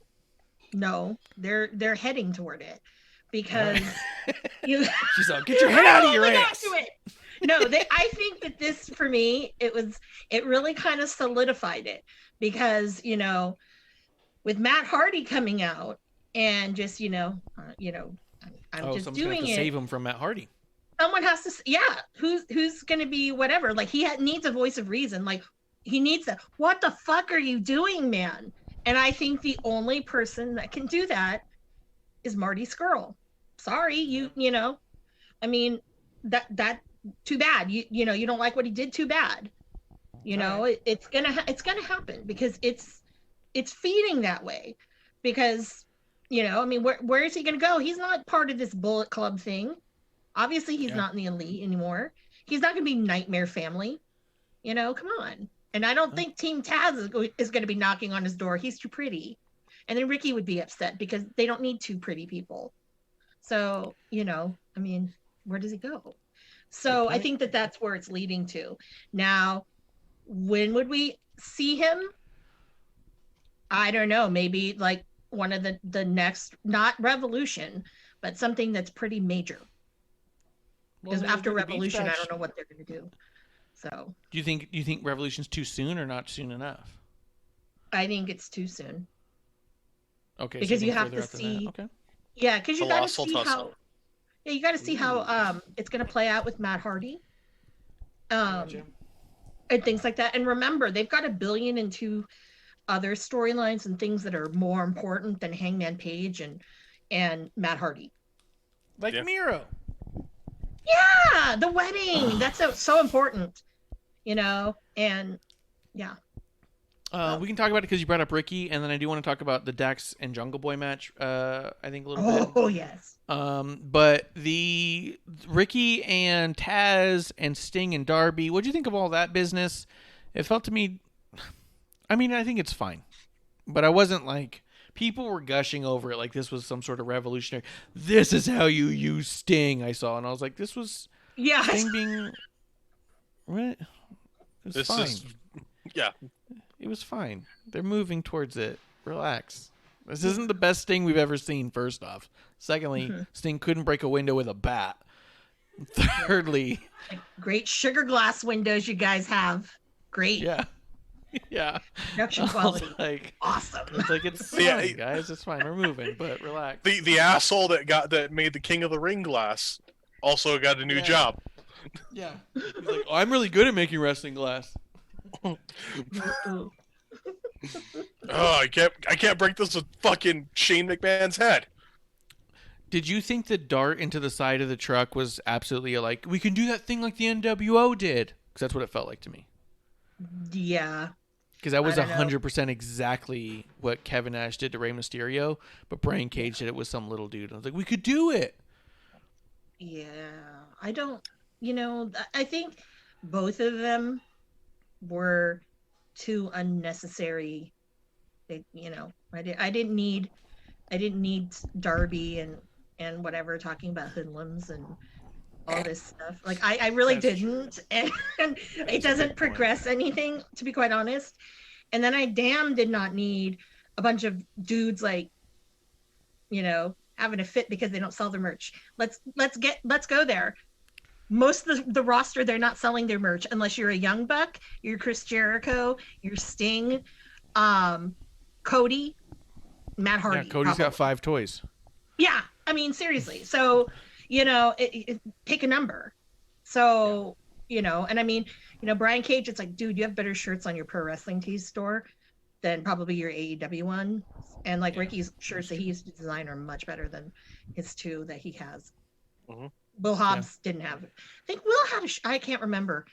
He did have a shirt because he was supposed to give me one. But anyways, point being, it wasn't really necessary. But it was really cool to see that Hook, that dude's got potential. I'm waiting for him to go and get in the ring. When is he going to get? He's got a clean suplex. He does. It's like, when are you getting in the ring? That's what I want to see. But I think they're going the cinematic route. That's why you're seeing this style of promo, but they could have done something a little edgier, because I think Darby had some pretty good edgy black and white promos, like earlier this last year. that were great. This is just like, yeah. I hope to God they let Darby direct the match. They make it cinematic. They let him use his little 8mm camcorder, and he does all the editing and directing himself. I hope to God that's what happens. No, I can't wish. wait. No. I'll poop in protest. Kevlar on the Rocks has joined us in the chat. What's up? Cheers to Kevlar. Rest in peace. He's not here today. Kevin died? No. Kevin, no! He said it's because AEW is a clothing company. That's a really good point. Yeah. The reason Team Taz is so pissed they're not selling shirts is because that's the primary function of this company. Yeah. You don't, Excalibur doesn't plug your shirts on Dy-no-mite hard enough, Taz. Come on. Yeah. Come on. Well, let's talk about it. Let's talk about the big thing because we booked a fucking amusement park so hard we've run out of time to even before we get into stuff. Dax versus Jungle Boy. I tweeted out, this reminded me, especially in the beginning, a lot of Brett versus 123 Kid, and I don't think that was an accident because I know that's Dax's favorite wrestler. He liked the tweet, so I think he agrees. This was a really good match. This was a really good wrestling match. There were different bits and parts where I was, didn't like as much as others, but it is what it is. I'm not in there. I don't know better than these guys. You just go, maybe part of it's just because Dax is one of my favorites. I don't like him losing or tapping out or anything like that, but I could be being partial or biased, as it were. I do think the way he tapped out was really dainty and weird, but he was all that was. But let's go to Klump and then to Amanda. Klump, what do you think of this match? It was a good match. These two, Jungle Boy is not the weakness of Lucha Express. So seeing him in this spot, hell yeah. And it looked great. I really loved how it worked out, and it's good to see the Revival highlighted as individuals too. So I'm pumped. I want to see more of this. Yeah. Yeah, Amanda? Yeah, I mean, Jungle Boy, I'm so used to seeing him wrestle singles. And I love how a lot of the, everyone's heard, oh my God, that was like the best match ever. Like that was his best match ever. I'm like, no, you need to see the series he had with Jake Atlas. Those were some of the best matches he's ever done. And I've been there for all three of them. And I will say that it was great to see it. I really think that they might need to say goodbye to Jurassic Express. I wish just they would. Like Jungle would do his thing with his theme song that everybody loves. And that was getting tired though. No, by the end of that match, I was so fucking annoyed at the paid audience for constantly singing that song during the match. In parts that didn't make even sense. Blame the Gunn brothers, because those are the two that were totally doing it and whatever. Yes. But I mean, I don't know, maybe because it's nostalgic for me and I love it, and it'll never get old for me. But then again, I mean, you could say, well, you bash Judas and think that's stale. Well, yeah, probably the Baltimore thing's going to get stale, but I think it's great because that's the Jungle Boy that I know, and that's what I was hoping to see is more of his singles because he's a phenomenal wrestler. That's true. I'll give you that. To me, the crowd singing it was too much during the match because, like you said, it was clearly the Gunn brothers, or the Gun Club. It was clearly the paid hands. It was clearly them saying, "We got to get this song over." So when people are back in here, they're singing. It was just way too much of it. Every single time they had a chance, they were just singing that stupid song, which I don't even care for the song to begin with, but I don't care about it either way, to be honest. When they did, I was like, oh, that's fun for him. And by the end of the match, I was like, shut the fuck up already with that stupid song. Justin in the chat says, this shows that whether it be in a tag match or a singles action, FTR is the greatest tag team in the world. Jungle Boy is unbelievable. He was a star written all over him. He has a star written all over him. I agree with all that. I don't know. I loved it. I didn't like the singing, but that was it. And that wasn't them. So, Klump, anything we're missing on this? No, I agree with you guys 100%. It was a great match. I the only takeaway I have of it is I'm excited to see more singles Jungle Boy, and I think that this release cements it. And I might be okay with singles revival, like as individual or FTR as parts, but they don't need it, and I think that speaks to they're a great tag team can work together, but it also needs to be made of individuals that can do it themselves. The New Day, we're seeing all three guys can do fantastic shit separately. Some things one might be stronger than the others but they're all able to work individually. That doesn't mean you have to separate them. But then you have tag teams where Matt Hardy and Shannon Moore, there's one person who's better, or unfortunately to me, Beer Money Inc. I don't think individually. I don't think James Storm is an individual star. I think he needs a backup. And I like James Storm a lot, but I think he needs some, whether that be Bobby Roode or Eli Drake. Eli Drake, man. Him and Eli Drake. Yeah. That was some money together. Right there. That was money. But a truly fantastic and great tag team, it's got to be it's better when it's two people who are at that level where they can be, I don't need this, but I'm here, There was a time when Arn Anderson was both tag champion and TV champion. So I agree. The guy with the playbook? The guy with the playbook. Him and Tully were tag champs at the same time. He was also TV champ. This was during 4 Horsemen days. So I think it's possible. I think it's possible that a guy like Dax could go and take that TNT title right off the smug, shitty little hands of Darby Allin. Someone else is doing that already. Maybe. No, maybe. Sting? I just want to see Darby Allin Sting? lose. No. It's going to be Sting? No. A man called Sting. No. A man called Sting. No. Into the fire with Sting. No, it's not Sting. No. It's Sting. No, it's not. It's Sting! It's Sting! No, because I'm sure they're going to say, you know what, we got to cut on this snow budget. It's going to be really difficult once they start touring again. How the fuck are they going to do the snow? So I say no. But it's just like, stop it. It's a pandemic. We're running out. It's a pandemic. It's hard for us to get soap that we used to make snow. Yeah.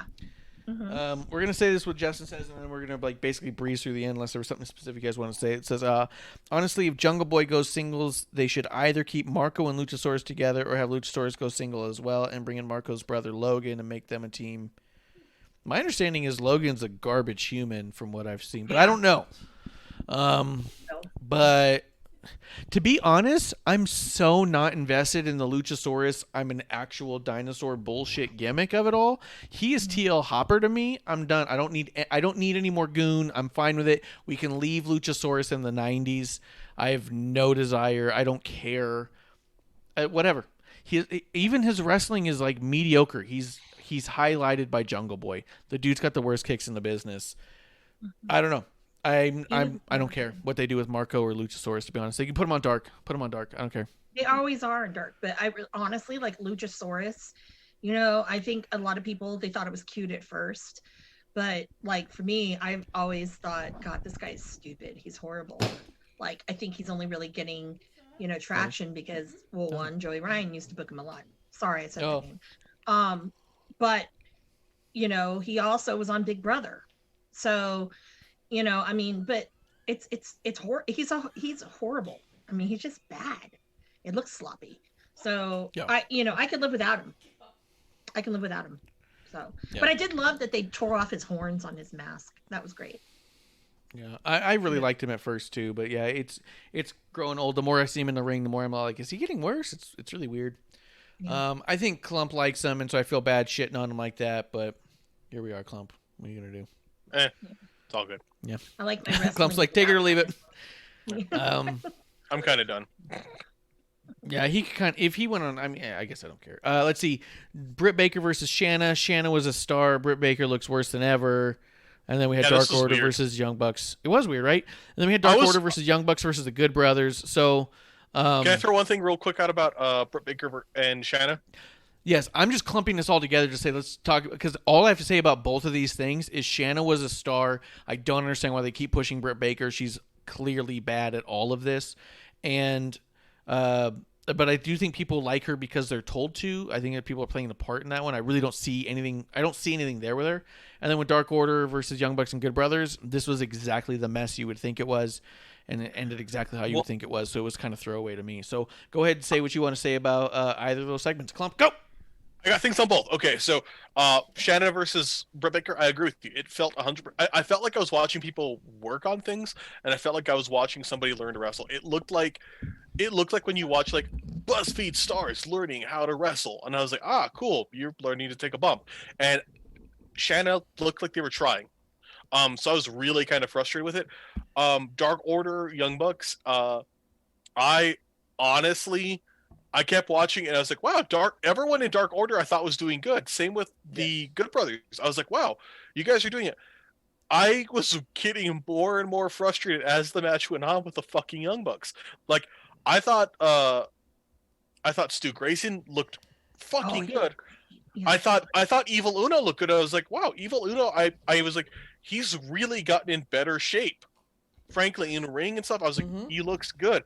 And they were using him well because, and I thought, what's Tiny Fucker's name? John Silver. Yeah, he looked good. I was like, everyone on this team looks fucking good, and I can understand why you're here. And the Good Brothers look good. The Young Bucks, I was just annoyed. I was annoyed they won. I was annoyed how they won. I was, I got really tired of there was parts I really wanted to like the match. I got really tired of why is everyone in the ring and it appears that the Dark Order's trying to follow this. I was pretty done with it. And it felt like a very long match that buried people who didn't need to be buried for Moxley to come out and end the show. Yeah, and what's remarkable about that to me is that you came into AEW as they got their announcement as a big Young Bucks fan. And so even as we went on, and me and Kev were like, we just don't see it, the consensus of our group chat was always like, I really hope you like that one, Klump. You know what I mean? It was never like we were never trying to like stop you from liking it so much as like me and him would look at each other like, I don't see it. But if Klump liked it, then we're in a good spot.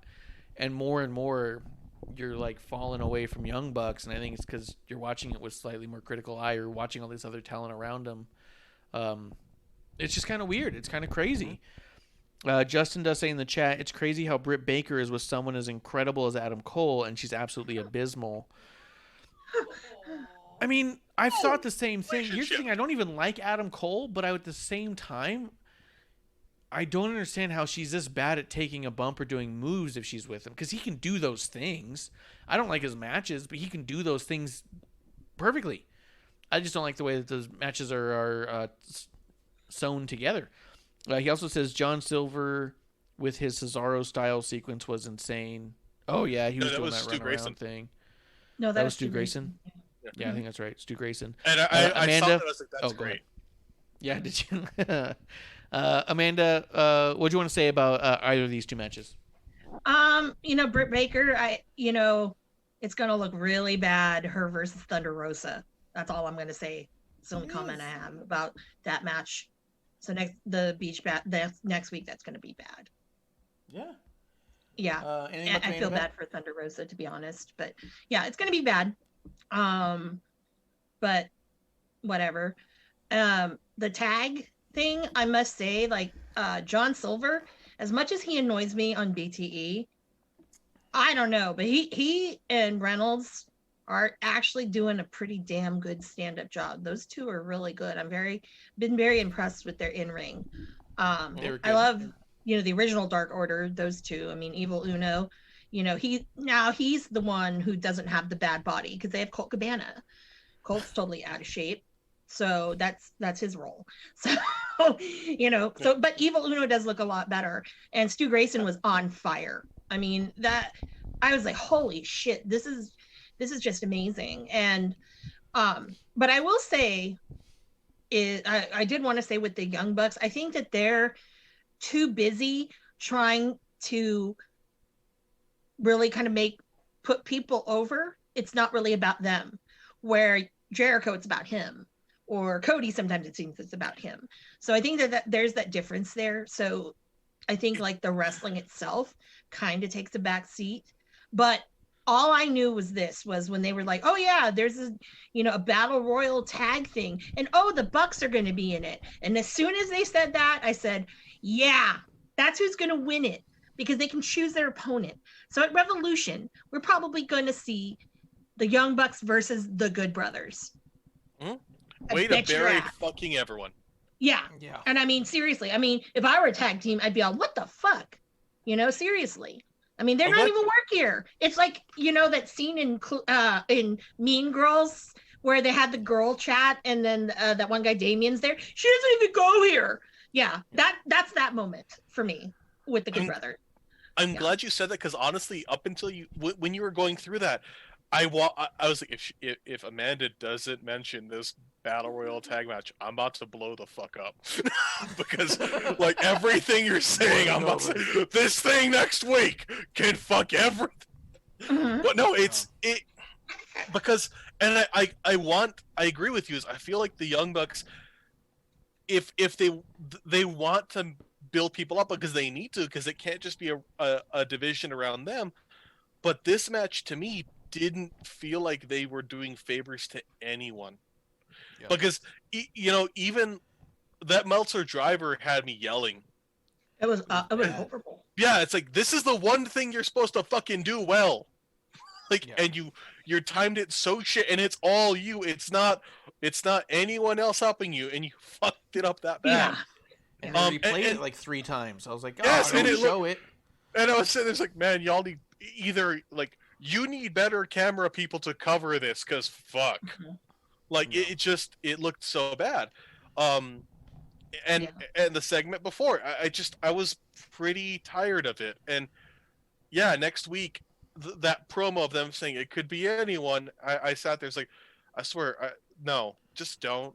Like, you could do so many things and build up so many teams here. You could have another awesome feud. You could have you guys lose the belts to somebody and then have a feud with the Good Brothers. Who could be a surprise entrant and win it and go on to face the Young Bucks, and it would be incredible, because we've seen them recently and we know they look mean and ready to go. We saw them. The Godwins, they were there at Undertaker's retirement. They're 100 years old and meaner than ever. Put the Godwins in that match, let them win the Rumble, take this to a hog pin match against the Young Bucks at Revolution. I quit. No, I'd rather see Rock and Roll Express go in there and. Ooh, that's a good one too. But I think that would be more phenomenal to see Rock and Roll Express in there. Klump, and it would be good morale for all those young, tag guys too, to have those two. The learning tree right there would be pretty incredible. But we already know where it's going. Demolition and their weird S&M gear. Yes. But we know where this is going. Yes. So, I wouldn't actually be surprised. Now that you bring it up, I wouldn't be shocked if it was the Rock and Roll Express, if they did win it and did get a match with the Young Bucks, because it's just like, oh, Icon versus Icon, and they try to play it up like it's Hogan versus The Rock, but it's not. And knowing full well that we saw the Rock and Roll Express against like James Storm and Eli Drake, that was fucking phenomenal. You would watch this horse shit of a match fall to pieces and go, guys, why'd you think you could just do what other people do? Go ahead. I was going to say, honestly, if we're going to build up a feud between the Good Brothers and the Young Bucks and kind of this explosion of the Elite, can we not telegraph it like this? Can you not make this entire thing? Like, one thing that pisses me off so much when I compared, like, people hating on WWE versus hating on AEW is a lot of times people hating on WWE are like, oh, I could see the Roman Reigns is going to be against The Rock, 4 years out. Okay, I get you. But can we not have the same kind of conversation about what this is? Because straight up, all I can see is, yeah, it's going to be the Bullet Club exploding because they've even said Bullet Club, and that's the fucking feud. Mhm. Have we ever Can been we- wrong about one prediction of a match outcome on anything No. AEW since it started? Nope, we haven't. But wouldn't it be way cooler if? Wouldn't it be way cooler if Varsity Blondes won it? You're like, whoa, come from behind. Yeah, it's Or- pretty cool. Evil Uno and Stu Grayson, come or on. still. They, The other hey, two. I like this. I like this. Mhm. They did good Yeah. here, but have just somebody else, and then they lose the match because the Good Brothers, break it up, and then we have more of a feud there, and that'd be cool. But nope, Yeah. nope. Well, you want to here's something that's a total like out there swerve, but we'll see Okay. what happens on Sunday. Is I was thinking because obviously this is there's that tension with Kenny now. Wouldn't Yeah. it be funny? Are you about to say that Bischoff and Hogan are going to team up, enter that Royal Rumble, and win? No. Oh, okay. No. That'd be good. But What okay, I'm trying to say is you'll get another former leader of the Bullet Club, Switchblade. Boo! Switchblade's Isn't going to JY like a- WWE. Isn't he in a 4-year contract still? Who knows? No. I think he's out.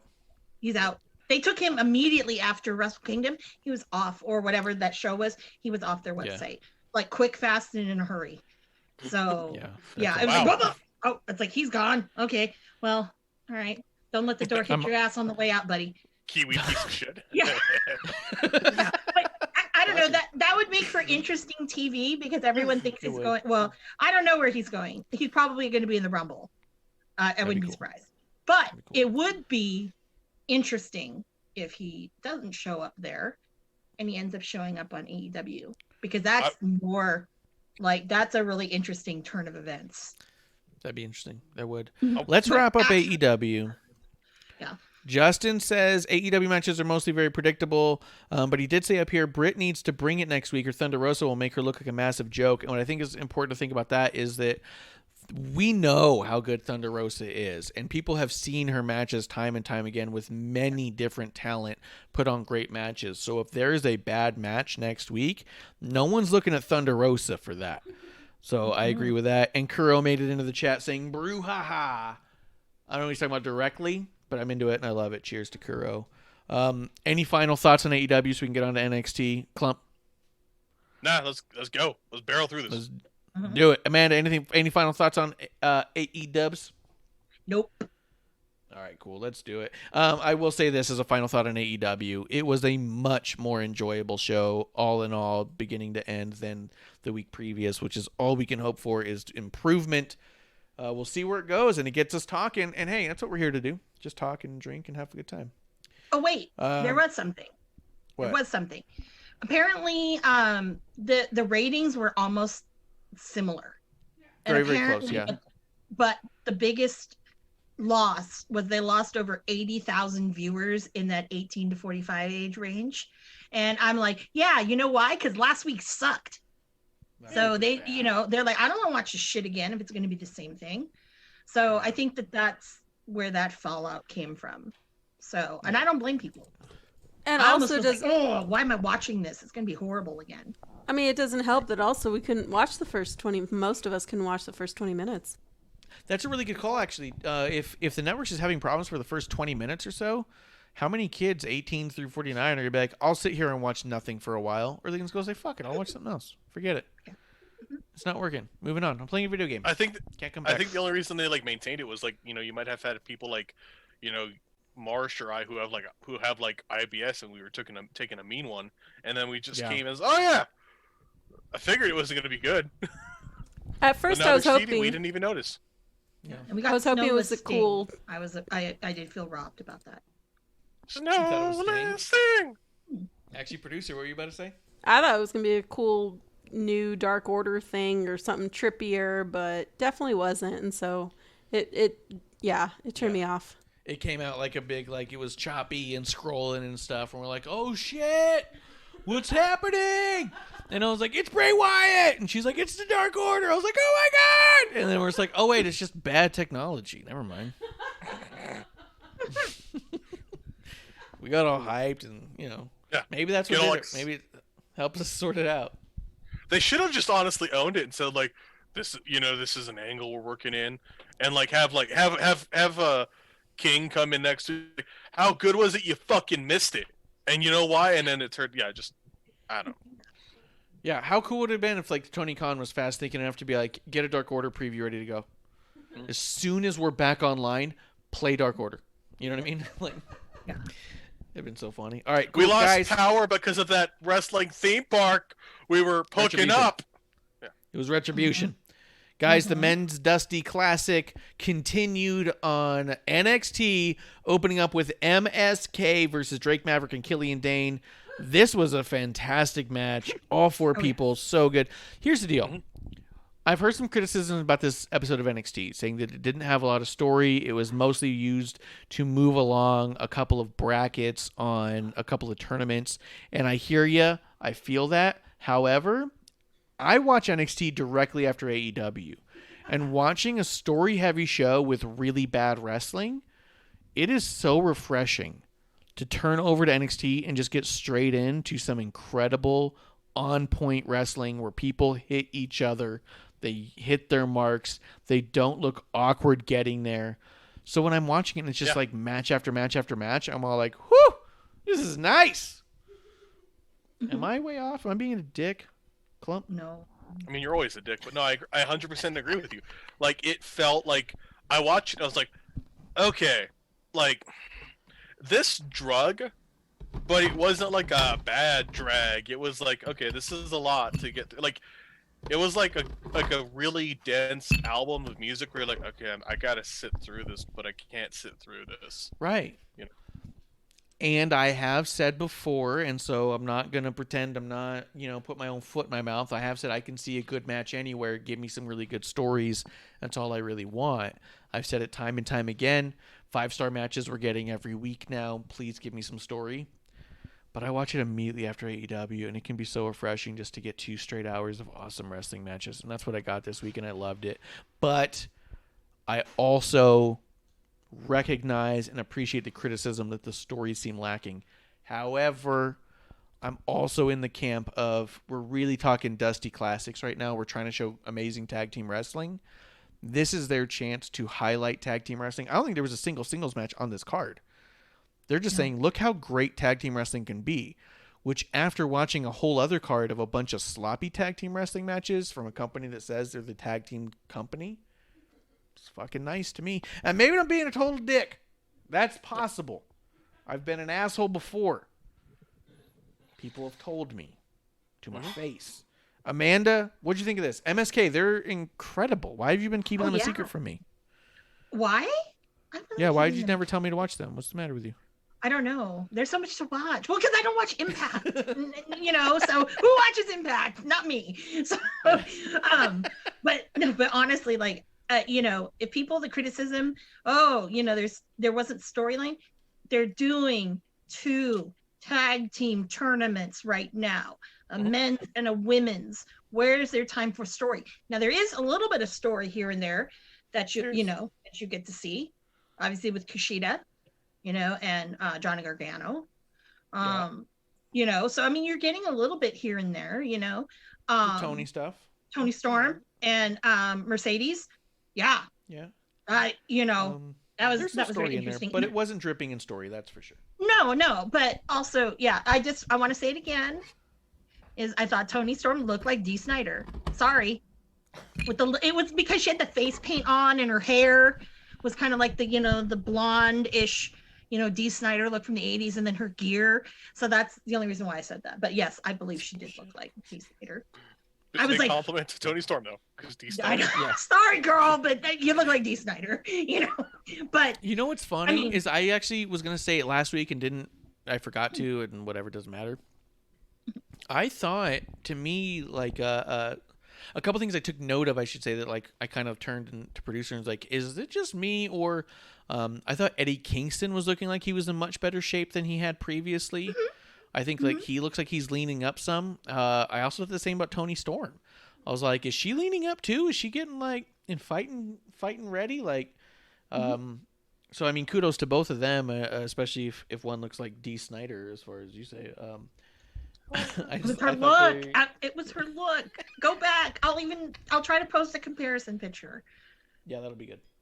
Yeah. Have we figured out what MSK stands for? No, but I put out a Wes Lee does follow me, so I put out a question. So he'll probably either answer it or he'll DM me if it's supposed to be secret. But I don't know. Do you think it's Mama Said Knock You Out? No. All right.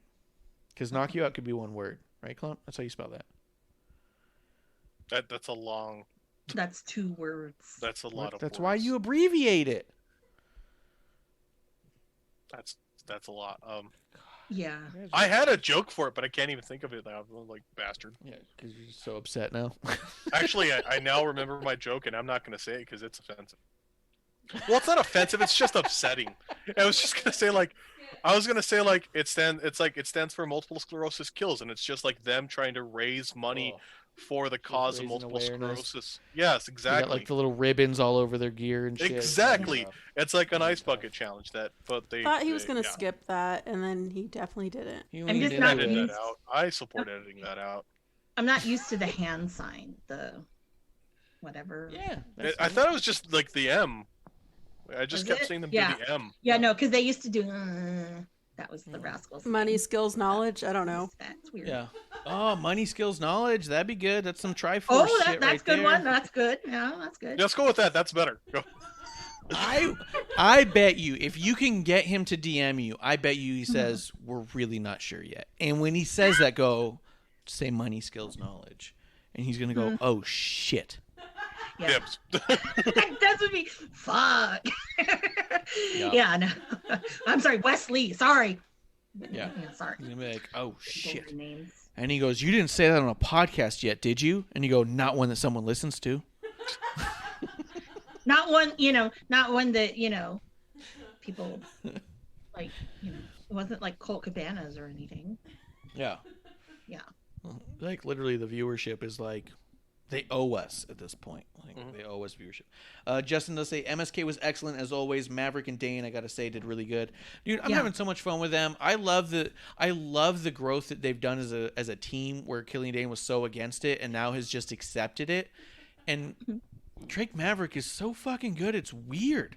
Yeah. It's weird how good he is at this. He says, give them a little more time together. He's good and at solid object. Team. Go ahead. He's what? He's so good. He's good at being a fucking blunt object. Yes. The way he sells being used as a weapon is better than any other team I've seen do that. He's so good. Yeah. So good. Splinter Fox says, ding dong, hello. That's right, Splinter Fox. You're back just in time for NXT because we're done with AEW. Cheers to Splinter Fox. I don't have anything else to say about this other than just more MSK forever. Also, what was it? Money, stocks, and clunks? Skills and knowledge. Yep, money, skills, knowledge. Yep. Yeah, money, skills, knowledge. Write it down, because otherwise you're going to be all like, it's memes, stonks, and clicks. No. That no money, skills, Write it down. knowledge. Yeah. It's where? Everything they got. We got money. We got skills. We got knowledge. We got memes. We got stonks. We got clouds.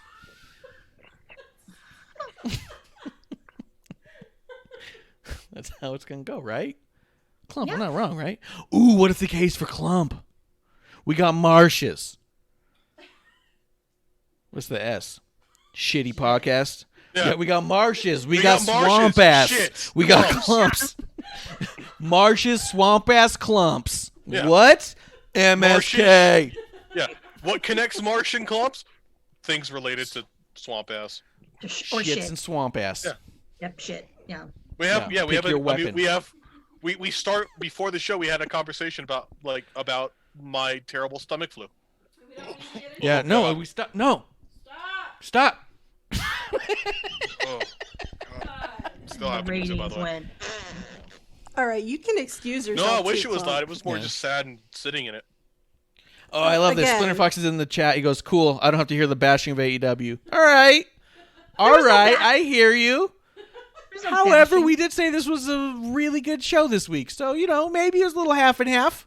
I We mean, shied compared to on some last- stuff, but we liked a lot of it. We liked this episode this week. So. Compared to last Yeah, week, yeah. we provided criticism with a fucking hammer. There was only like the major criticism was one match. I mean, to be quite honest. Yeah, I know, but One he's. and a half. I mean, we're not gonna fight Splinter Fox in this one. He's right. We were pretty rough on things a lot, but we did actually all enjoy the show this week. So that is that. Leah Moonlight says, "Pet, hope meds helped with that stomach flu." Yes, Did you get meds from Leah Moonlight? yes, it did. Leah Moonlight watches when you're not here, Klump. Just so you know, she's a fan of the Yeah, show, they're- not they're, you. They're a pretty amazing person. Thank you Yeah. for doing as well. We love them. Leah, you're my favorite person associated with Klump. Oh,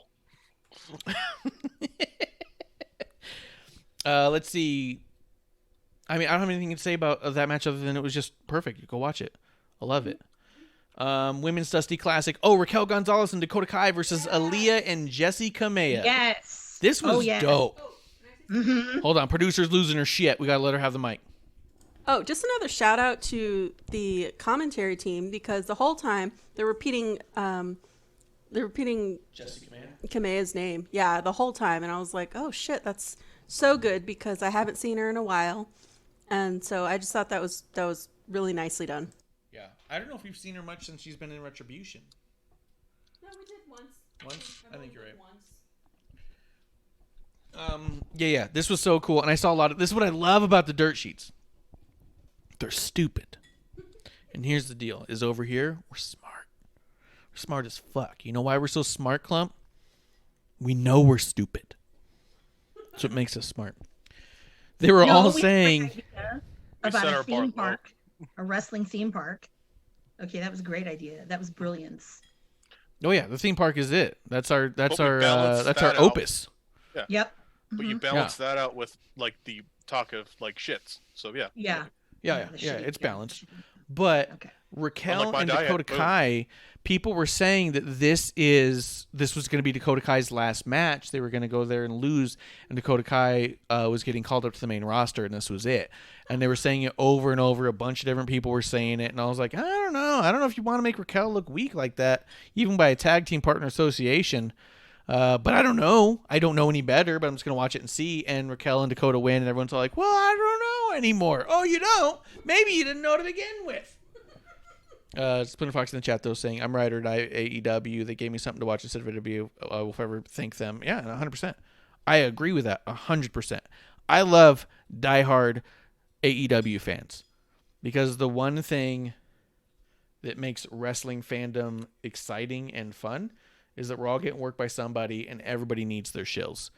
So any AEW shill is welcome here as long as you can accept us as being WWE shills because that's kind of the game. But we all love each other for shilling.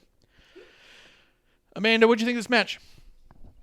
It was phenomenal. I mean, it could have gone either way.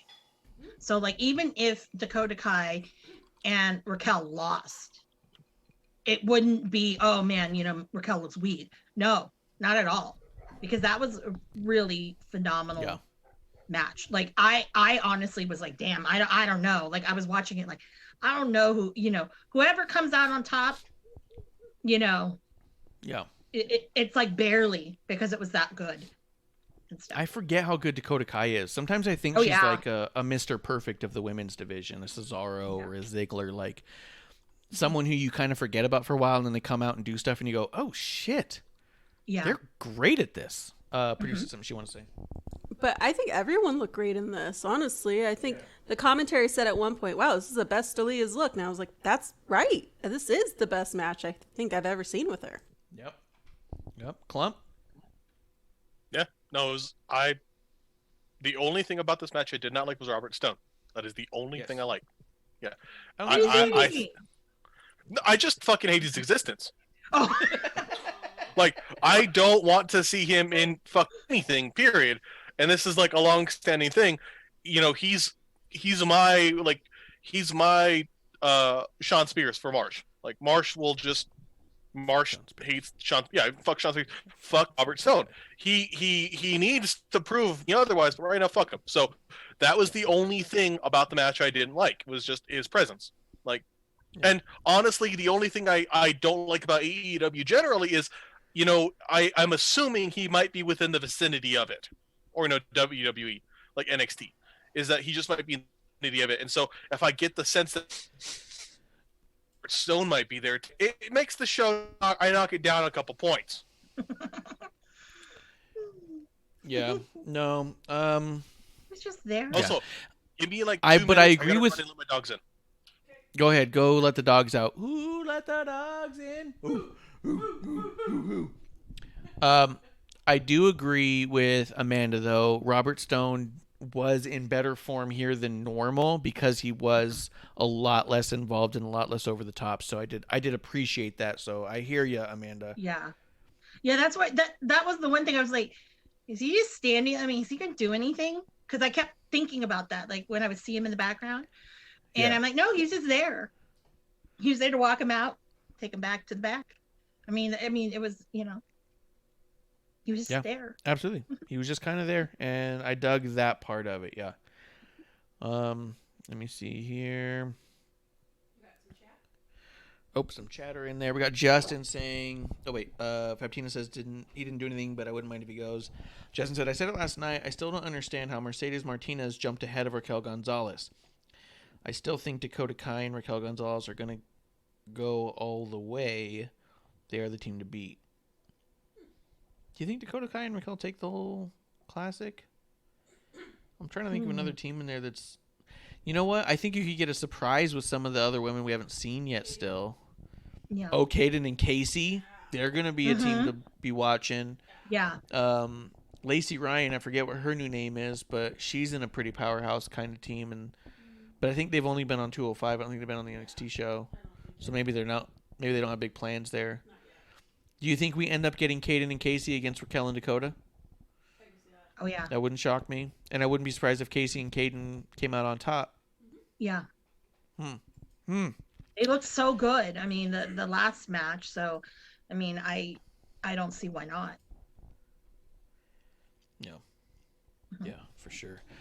Splinter Fox is throwing out some Royal Rumble theory. We will circle back to that, but we won't derail us that bad at this moment. But we were going to circle back to that one, Splinter Fox. Yeah, no, I liked it. I'm excited about that concept. Let's see, Tyler Rust against Danny Garcia. It was what it was. I like Malcolm Bivens doing his thing here, and Tyler Rust is looking good. But I don't have anything else other to say than keep it moving. Yeah. Do you have anything on that? No. Just solid. It was just Kushida. It was okay. Yeah, it was okay and was good for character work, and it was a good match. It wasn't bad. So yeah. There's your storyline there, people. Yeah, there's a storyline for it. Jesus. For everyone with terrible wrestling takes. There's your storyline, goddammit. Kushida and Leon Ruff against Grizzled Young Veterans. Kushida and Leon Ruff lose it, and the Young Vets move on. Yeah. This was still a really good match. I mean, yeah. I love Kushida and Leon so much that, like, it hurts to see them lose. But I don't think any of us thought they were really going all the way. No. Right? No. Because Kushida... And the Grizzled Young Vets are so good. Yeah, I know. Right. Go ahead. They have bigger plans for him. Yeah. So Kushida's going to a singles thing, and the Young Vets are an incredible tag team that you always forget how good they are. They always come out and you're all like, oh, yeah. I guess they're coming out. And they're pretty okay. Yeah. Then, yeah. That's me. Exactly. Oh, yeah. I mean, yeah. Ooh. Yeah. I don't know. Leon Ruff is kind of reminded me yesterday of Cheeseburger from ROH. And I'm not saying it in an insulting way. It's just kind of some of the style. Except I think that Leon Ruff is a lot smoother of a wrestler. Yeah. Than And he's Cheeseburger. like 2 cheeseburgers in size, which tells you how small. No, the they're burger is. about the same size. They're about the same. No. But I will say that I really enjoyed Kushida and Leon Ruff tagging together. So that was they had a good synergy together. Yeah. What do you guys think about this Way stuff with Gargano and Dexter Lumis and Austin Theory, and what do you think about all that? To me, it's just like another little bit in the show, and I just kind of let it go. Yeah, well, it's Johnny. Nah, don't say Kushi. Don't say that name. Like, oh, shut up. Whatever. No, stupid. Producer, something she wanted to say. I think I'm so. I'm so annoyed at Gargano, just at his acting, and every time I see him, I just kind of roll my eyes, and I want to hurry up and be done.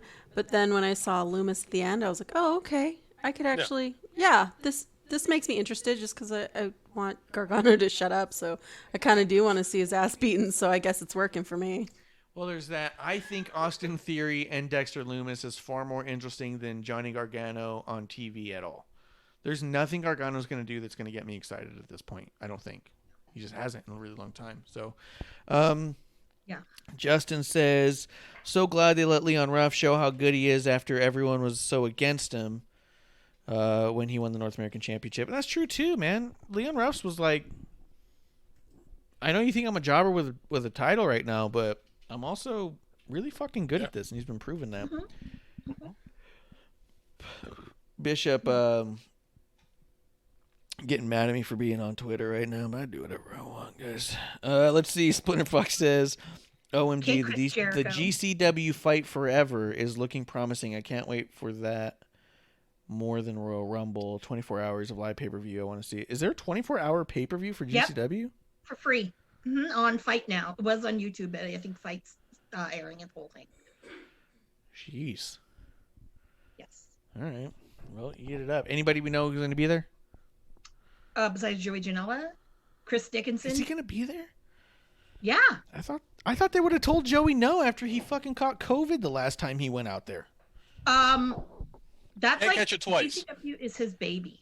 Okay, so but not only just that, but what the fuck is Joey Janela doing on AEW right now? Good point. He doesn't even go. He hasn't been going to Jacksonville.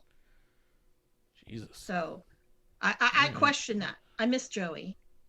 Damn it. Well, if you let Joey know if he ever wants to do a watch along, just watch wrestling with me live on Twitch anytime. Got it. We'll just talk wrestling. Just let him know. Any match he wants to see, I'll get it. Got it. Probably throw a really weird one out there for you. He's gonna make me watch all this fucking Necro Butcher shit. And I'm like, God damn it, Joey! He's not gonna make you watch Necro Butcher shit. No, you might get some like All Japan or something. Like he'll give you something really, really random. What's wrong with Necro Butcher? Yeah, some people don't like him because I mean, how many Necro Butcher matches back to back can you get? Let's be honest. Yeah. Matches. I thought you meant from the like bassist from Mayhem. Oh, that too. All right. I'm getting us back on track. Back on track. Hold on. Go ahead. I will say this: the GCW thing, the ones that you probably want to watch for the culture, that slot, the at the Collective, that was probably the best show of all of them. And AJ Gray did an amazing job booking all the talent for that. This one is probably going to be just as great.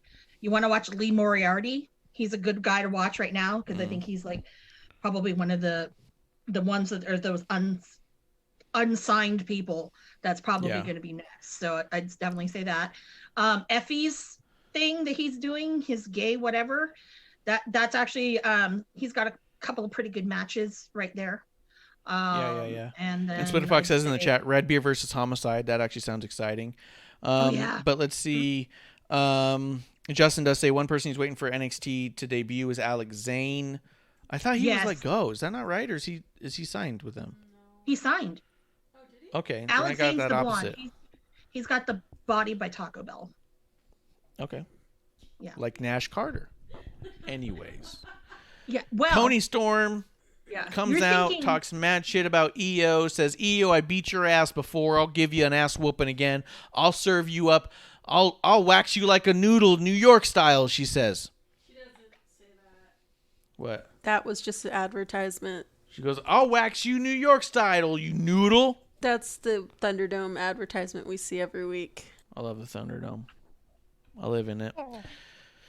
So, Tony Storm's going to make a noodle out of Io Shirai, and she's going to wax her New York style because she's from Australia. You And can then March- stop what? saying that. No one's gonna get that reference. What? It's in the Thunderdome. You look like a chicken nugget and a potato had a baby. Oh! Sorry. Yeah, no one's gonna get this. This didn't work. It didn't work. Mercedes Martinez comes out, also catches an ass whooping by Tony. Tony's holding up the title at the end. I'll tell you, I never like when someone who doesn't have the title holds it up like they're the champion because they're like, I'm gonna get it. I never like those photo ops. But that's where we're at. Do you think we're getting a triple threat between the three of them at the next takeover? Because that would make me mad. Yeah, I think so. That'd be cool. Oh, yeah. I'll I support Klump's that. just upset about all that stuff I just said. He's just sitting here upset. Yes. Be cool with it. I mean, oh, Yeah. Yep. All right. I thought Toni Storm is looking like she's leaned up a little bit, looking good, looking ready to fight, and I thought her promo was really good. I thought Io But did an looking awesome like- job too, which is good because we haven't seen Io in a while, right? Mm-mm. No? War Games, right? Yeah. Well, I mean, if you guys have nothing to say about it, we'll move on. I think those are going to be three big stars doing big stuff. Speaking of big, we got the colossal Bronson Reed versus Isaiah Swerve Scott. I don't know who's Weed and who. He came out without his Godzilla on his shoulders, and I felt bad. I was like, oh, maybe he's listening because we talked last week about how I didn't like it. Yeah, he heard us. Telling you, we are influencers without knowing it. Yeah, but he kept his mullet, and I also said I didn't like the mullet. I said, no mullet, no Godzilla, we're good. Maybe he met me in the middle, and he goes, look, dude. Yeah, that's too far. The mullet's too far, but the Godzilla can go. So we'll see. But this was a fucking great match. Bronson Reed looked like a fucking wall. Just a wall of human. And he kept pushing. I loved his use of shove. Isaiah walking up to him and he just pushes him to the ground like, fuck! Yeah. Just shoving him to the ground. And then he does that thing where Isaiah was running at him and he just like jumps straight up like, run into me, dude. And he did and fell on his ass. And you're like, oh. This match made me want to see Bronson Reed in the Royal Rumble so bad. Not because I think Bronson Reed needs the win or anything, but I think that if people who watch Royal Rumble also knew that this guy was on NXT, they might watch NXT because they might go, that dude's incredible and a force, and how do I watch more of him? That's what I was thinking. Klump, what do you think of this?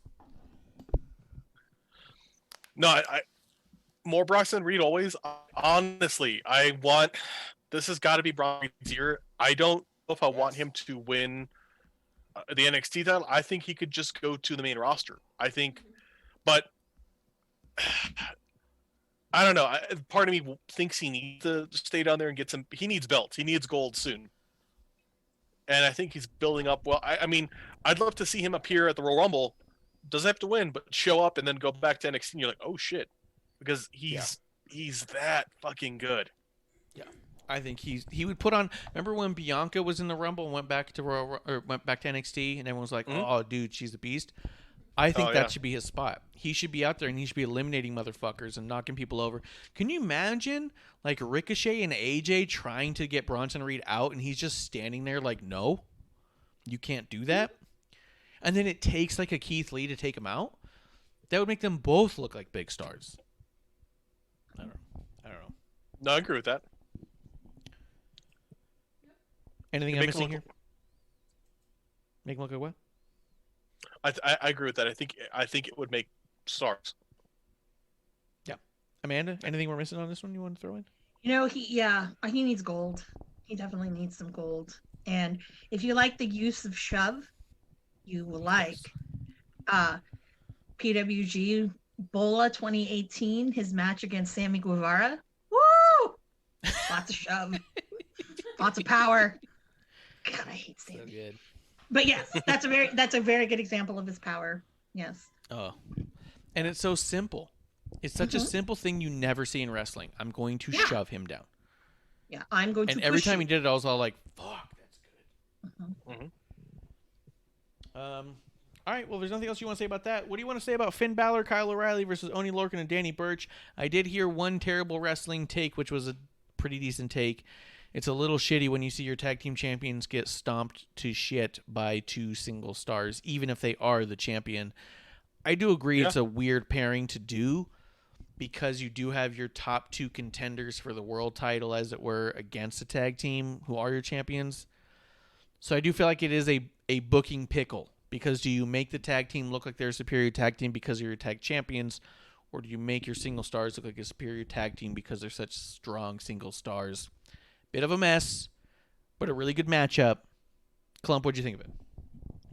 I thought it was a good match. I thought, and I do agree with that take in most cases. I think here though, the status of Riley, because Kyle O'Reilly's held tag belts, and Finn as the champion, yeah, I can get that getting stopped. I think it didn't hurt anyone there, and it more builds the overall story, the overall like push here. Now, honestly, if we're gonna knock at the part that I thought was, and this is silly, earlier in the night, them being pulled up or being brought in by Pete Dunne in the mom car.